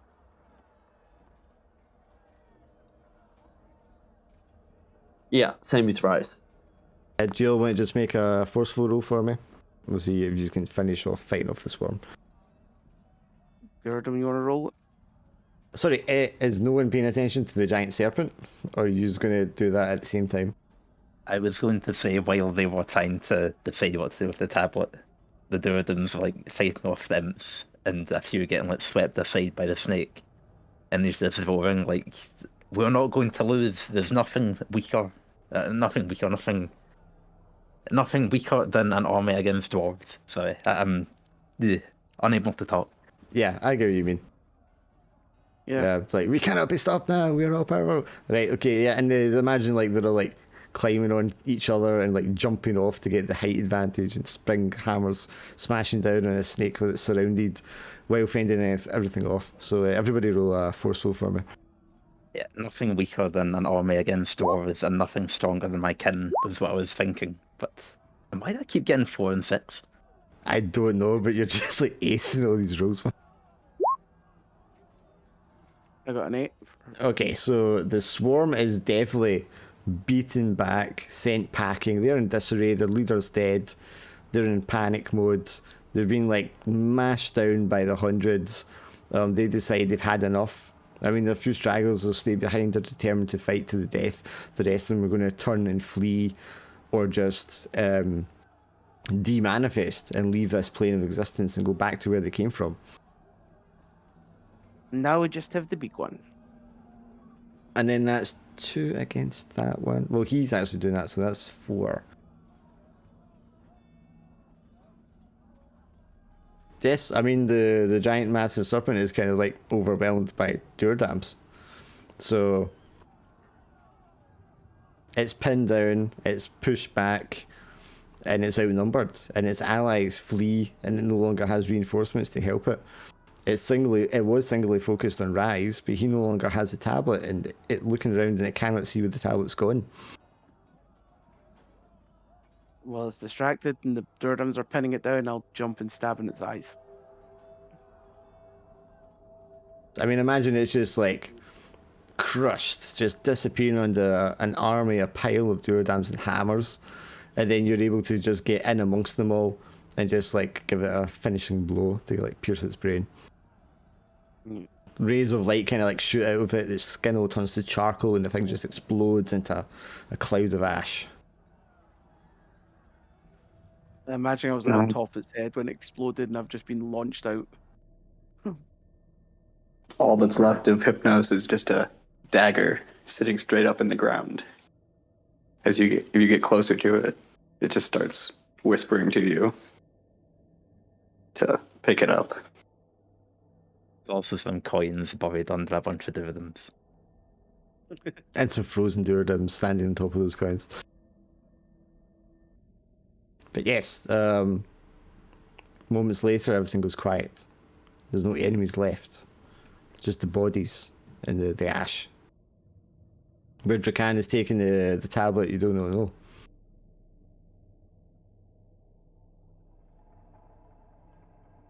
All you know that you are left bloodied, beaten.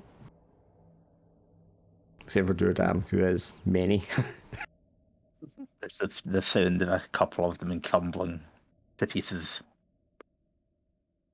But then obviously there's plenty more. Is it really you, my good friend? And say while sitting down on the ground, looking at one of the Duradams. Like a few of them just randomly sit down as one does next to you. It goes, "Aye, it's me, Ricardo." But Salazar didn't make it. I know. We saw it. You see tears rolling down my eyes, leaning to Durdam. I thought you were dead. Thank the goddess you are still alive. You're still with us. Two of them slaps him on the back and goes like, I think I did die a few times there. You seem to have many lives, my good friend. No.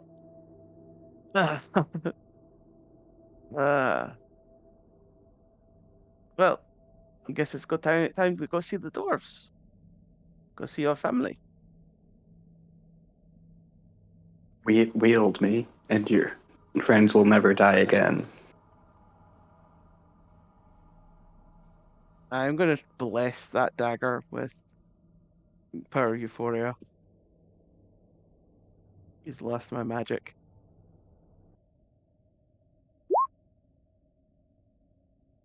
Yes, there's like a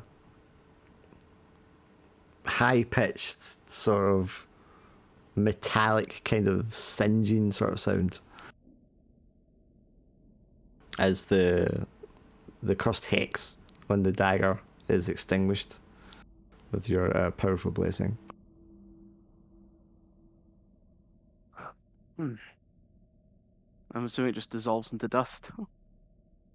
It just becomes like a regular dagger and just like falls onto the ground.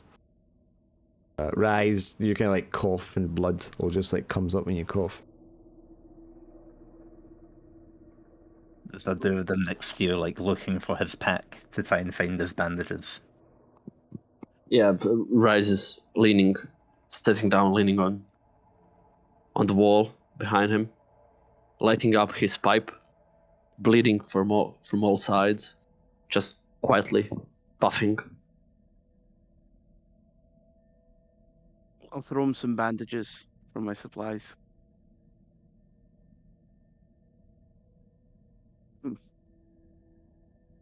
Clean yourself up. So, Ricardo is absolutely pissed at Rise. He does not trust him like at all.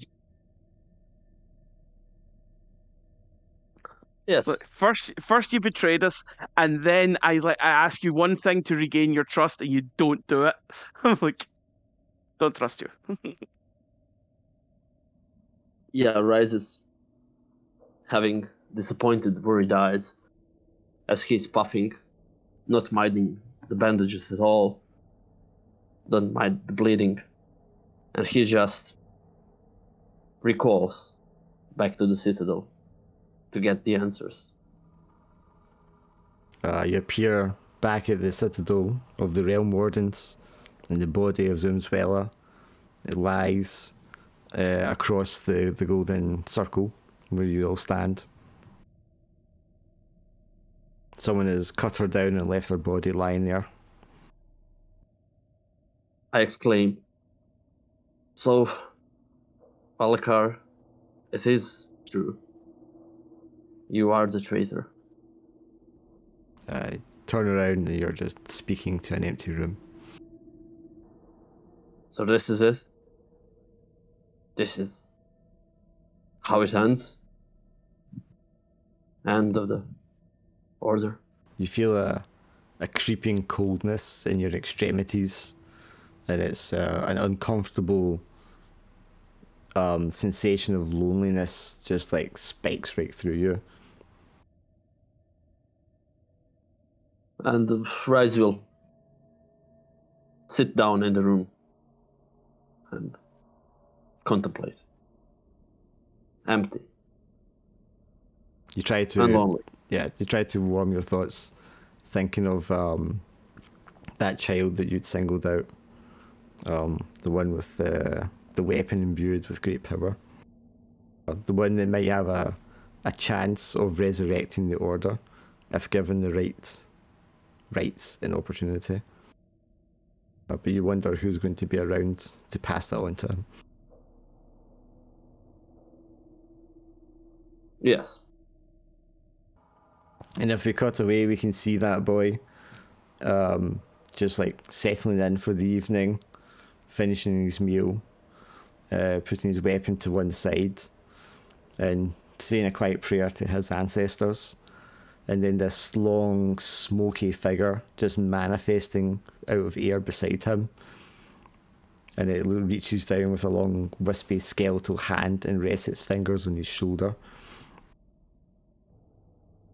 We see Drakan appearing through the Shadow Realm, and he comes out to the place where he's been before, in the Fae.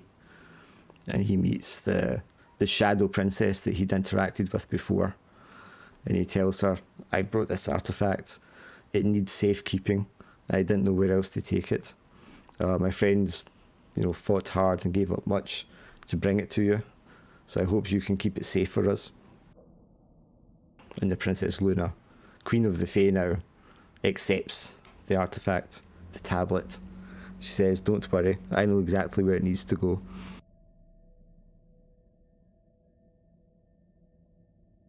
And across the Empire on the eastern side, the city of Zahara, which sits on the banks of this massive lake in the heartland of the Empire, is the middle of the night. 1,000 guards, armoured in dragon scale plate, stand on its walls, massive fires illuminating the ranks and ranks of them. As the glow of the fire kind of illuminates the edge and the ripples of the massive lake. And this huge, monstrous form of a leviathan rises up from the water and causes the entire city to tremble and shake in its wake. You hear the cry of the man of arms yell fire, and a hail of flaming arrows and catapult ammo is sent surging across the city walls towards the thing. And you can just see these small pinpricks of firelight lighting up sections of its massive form as it comes crunching in towards the city. And that's the end of season 5. We don't get to see Durham reuniting with the dwarves, the army of Durham. There are no dwarves. The dwarves are all dead. I'm more curious, did Ryves die though? Yeah, he dies alone in the... Well, we assume he dies alone in the Citadel. Maybe he didn't. Yeah, maybe he did, maybe he didn't. I mean, he was bleeding heavily, and all of the things that happened, he just maybe wanted to have a last puff of smoke. And the last But words yeah. I heard of anybody was, clean yourself up. Well, at least, I mean, our characters don't know that, but at least the tablet is safe. Drakan really did the right thing, maybe. Yeah, did the right thing, took it to the princess. Now Ricardo has an army of Durhams with him. He'll never be lonely again. Oh, I now have an army. I don't have one best friend. I have an army of best friends. Incidentally, the image that I had was whether or not Ryves got back, Durden would propose, he doesn't really understand what it does, what it is, but that the three of them could be the new order. He doesn't know what it means. He just thinks oh, it's like Finns. Yeah. The order of the super best friends. Yeah. I was one away from a gut check for in the duel. If Hypnos managed to do one more bit of damage to me. Yeah, I got really close to killing most of you, except for Duridan. He's immortal now. Yeah. Yeah. Yeah, what was Durden, Matt? I mean, you had so many 12s at the end. I actually didn't take any damage in the latter half, but I was halfway along my track. Yeah, so I mean, if some of those rolls have gone badly. Yeah, he just couldn't stop rolling 12s. A perfect 12. Wasn't even yeah. 10s. He just kept rolling 12s all the end of the game. I was surprised how well I was rolling with disadvantage, though. Yes. Oh my god, that was... I stabbed you in the chest and in the throat, and you roll a 12 with disadvantage both times. It What doesn't the hell help that, was that? it doesn't help that he's got like pain is gain, fucking the thing where he can't take wounds, and then Like even so with you're that, lucky your thing was blessed, or you wouldn't deal any damage. Yeah, I know. And then after that, it was outnumbered, and it's like, even oh, with that many Durudams, I was like, oh, we're just not dealing any damage to Hypnos. Like, which side wins the battle of attrition here? yeah, I stabbed you in the throat and in the chest, and I'm like, I'm one away from a gut check, and you've taken only one pain that you did to yourself. I'm like, we're fucked. Yeah, I'm gonna paste in Discord all the stuff he's got. Jesus Christ. Well, he definitely did these violent tendencies. Smashing the imp skull, that was great. Yeah, like during the evil campaign, every time Hypnos killed someone, he would probably end up eating them. Yeah, if you'd had Drakan, you would have had another person who could have done damage, and I was planning that Rise and Drakan would have had the whole thing with the half-blood and all that, and that would have held weak in Hypnos as well. But then, of course, he wasn't there, and I didn't want to really, like, take charge of his character too much. I think you did very well with him. I feel like, you know, if Drakan was here, Hypnos would have teleported behind, like, Ricardo, and then Drakan would have teleported behind Hypnos. Yes, yeah. I Yeah. figured he was very sneaky and not getting involved unless he had to, so I kind of figured that's what he would do. I think as well, because after the last session, he's realised, oh shit, I've told all my weaknesses to these people. I need to get out of dodge because they're going to try and kill. So it was, even though we would have preferred him here, there's like Yeah, a it makes sense. justifiable character reason that he's staying away. It's a shame because I knew he was away on the 20th. Well, I mean, you saw he was in earlier, so I don't know what happened to him, man. No, because he's still, I think, on the roll 20. He's at like, he's not got his computer and all that kind of stuff, so his technical issues are really bad, man. Yeah. Well, now I've only got one character who turned evil left that we have to kill eventually. The Psycho Pixie. We gotta kill the Psycho Pixie at some point now. So And I'm, sorry, you go. so I'm just saying Al died too. Alzerat, yes. I was vanquished. like 2 of my characters died in one session, but I just gained like hundreds. Yeah. I love the bit Duradam died. Oh my god, like Ricardo. Since all the dwarfs are gone. Since all the dwarfs are gone, the new generations are gonna think that all the Duradams are dwarfs. Dwarves are immortal stone-like creatures, yes. But man, this campaign had a lot of plot twists. We've slain some big guys. Honestly, though, I think it's one of the funniest campaigns we've done. I was in stitches so often. Yeah, we did them. It was hilarious. Right. And the part with Euphoria and the whole being cursed thing, that is also good. Oh yeah, you can get Ricardo being cursed for getting that. That bit was great. Because I mean, I'm thinking the Duradams could be the new wardens if they could just like unlock their power, and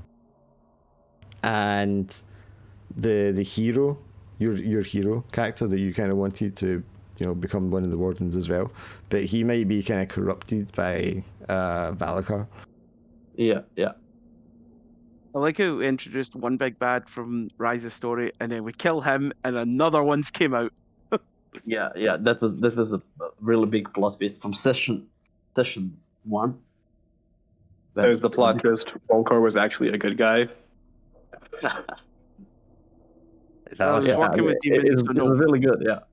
Well, I mean, they all had their own kind of idea of what needed to be done to maintain this thing that was so messed up now.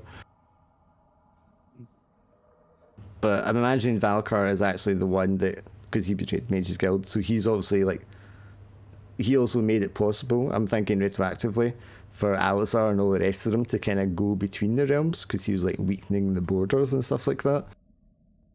Yeah, he's pulling the strings. He's like Yeah, he's had a hand in it, because his idea is he needs to like weaken it and destroy it to make it stronger, the second time around, sort of thing. He's got a very kind of twisted view on it. Because he's from the void, and that's not a good thing. What is he gonna become the next big bad and gonna try to summon some kind of void beast or void god or Well, something? I mean, I definitely want to set up so that there's always more big bads that can crop up.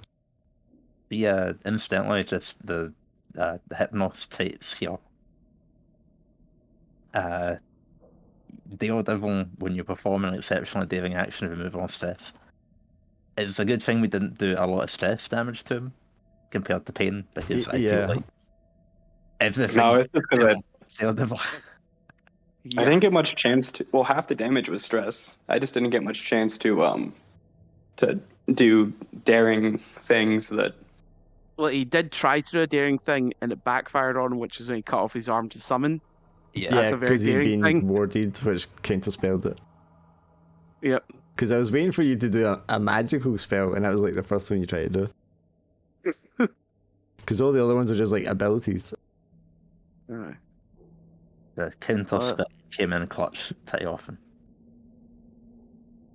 Yeah, it's a really good spell.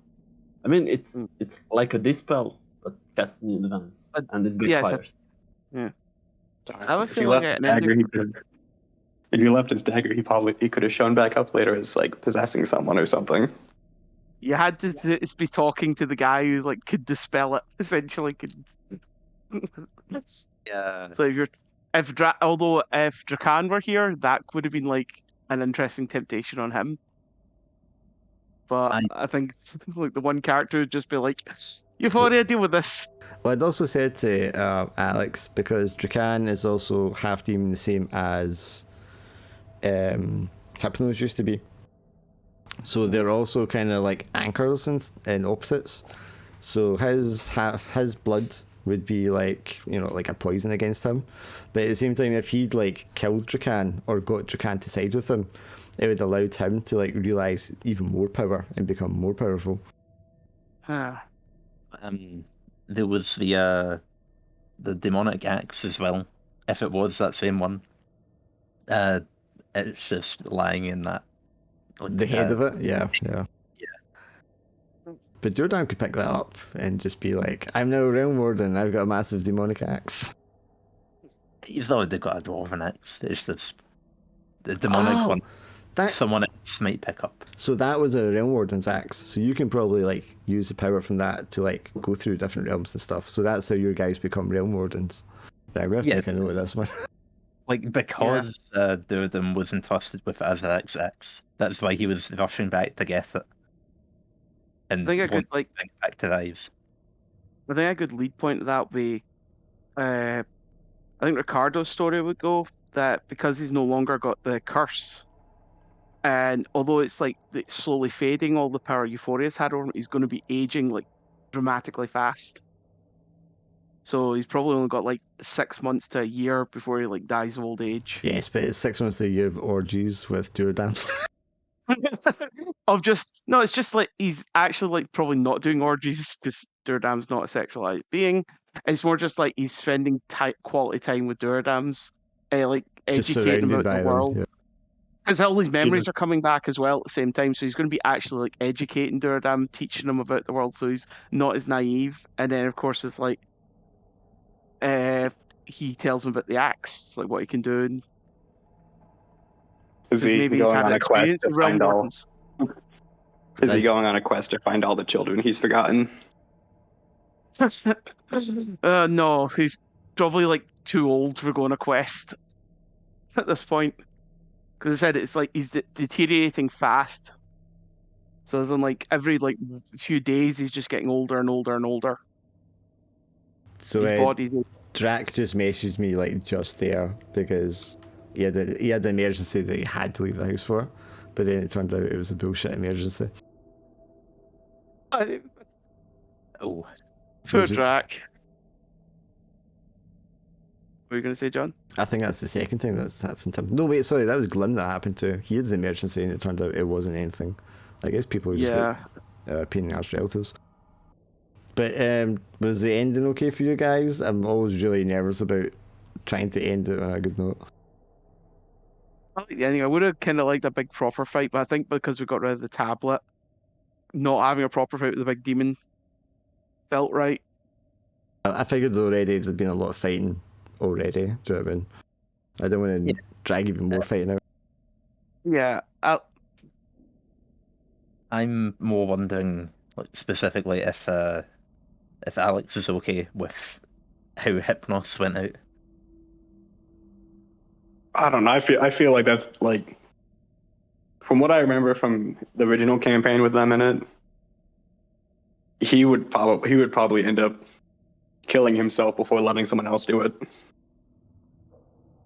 I did think it was a stylish way to end it, but I don't know the original character, obviously. I thought you might have blinked, grabbed it. Because you try to cut his throat. I thought you would have just grabbed him or grabbed the tablet and just blinked into limbo with them. Well, he didn't have his arms. He was gonna try to Oh, that's right. Yeah. like drink him to heal himself and then grab it. Yeah, you can't grab him. I mean, you could have like wrapped your wings around him.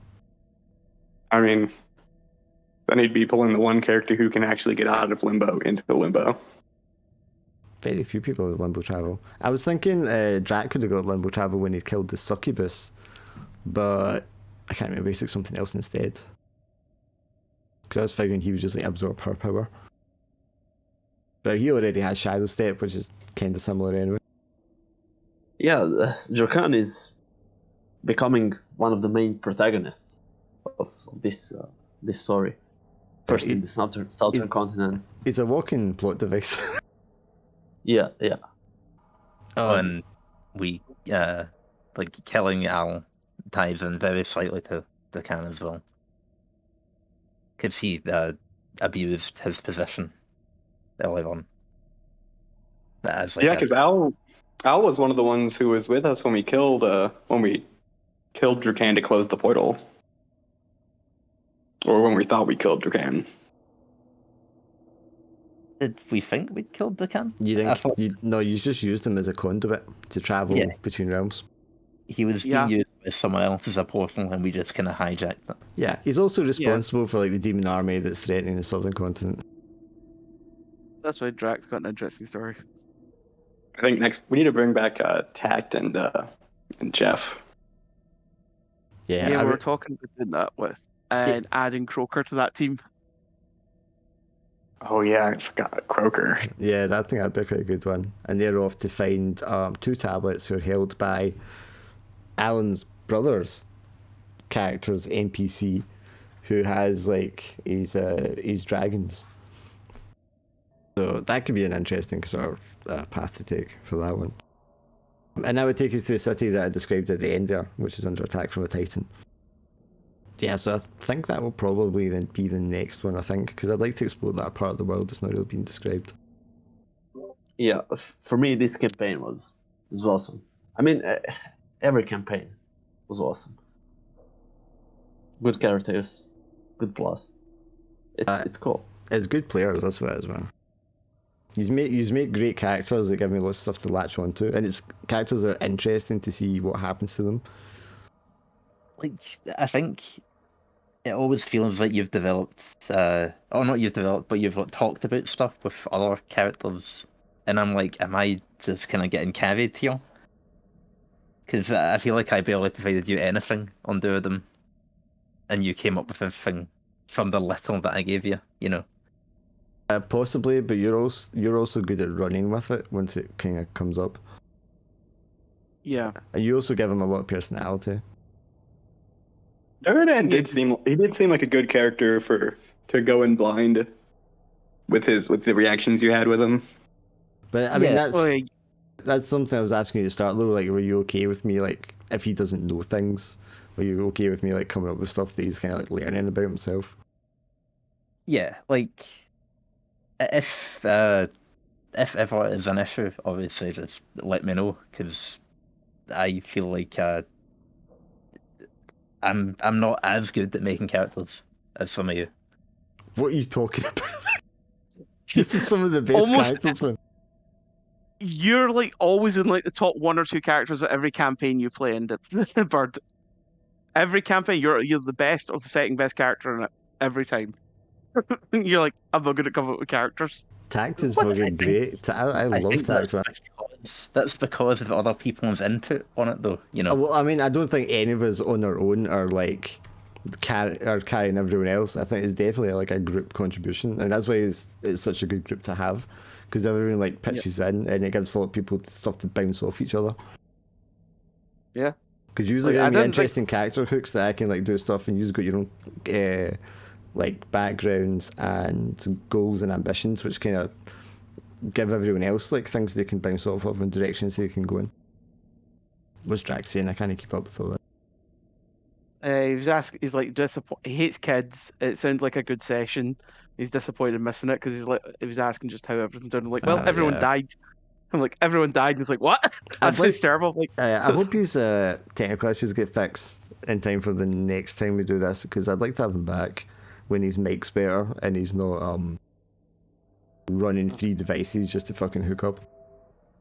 When you want to start the next like main campaign? You said in January, right? For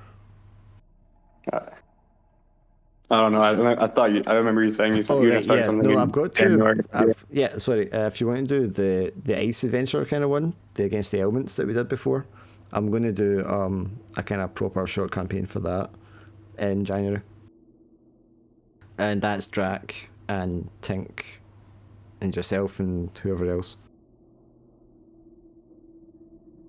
Because Mother wants That's the not Mythos Tuesday. one. That's the Sunday. oh, it'll be Sunday.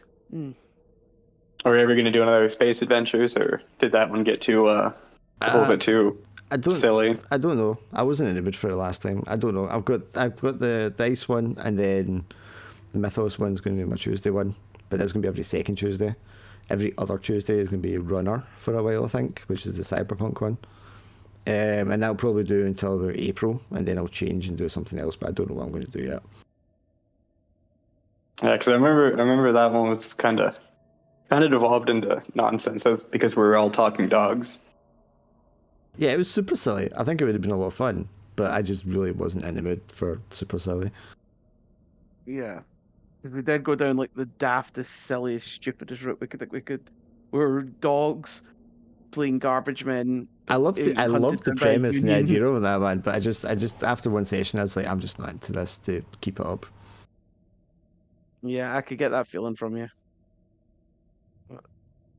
That I was really sad when that one. I can understand, if you're not into it at the moment, but I was so disappointed that one got dropped because it was just so. Yeah, I need to find a new campaign to play Rupert Bone in, the tiny psychic chihuahua. Yeah, I I mean, just love if you're that in the mood for friendly it, man, idiot. they're great, man. But, like the last sci-fi one before that was great. I like that.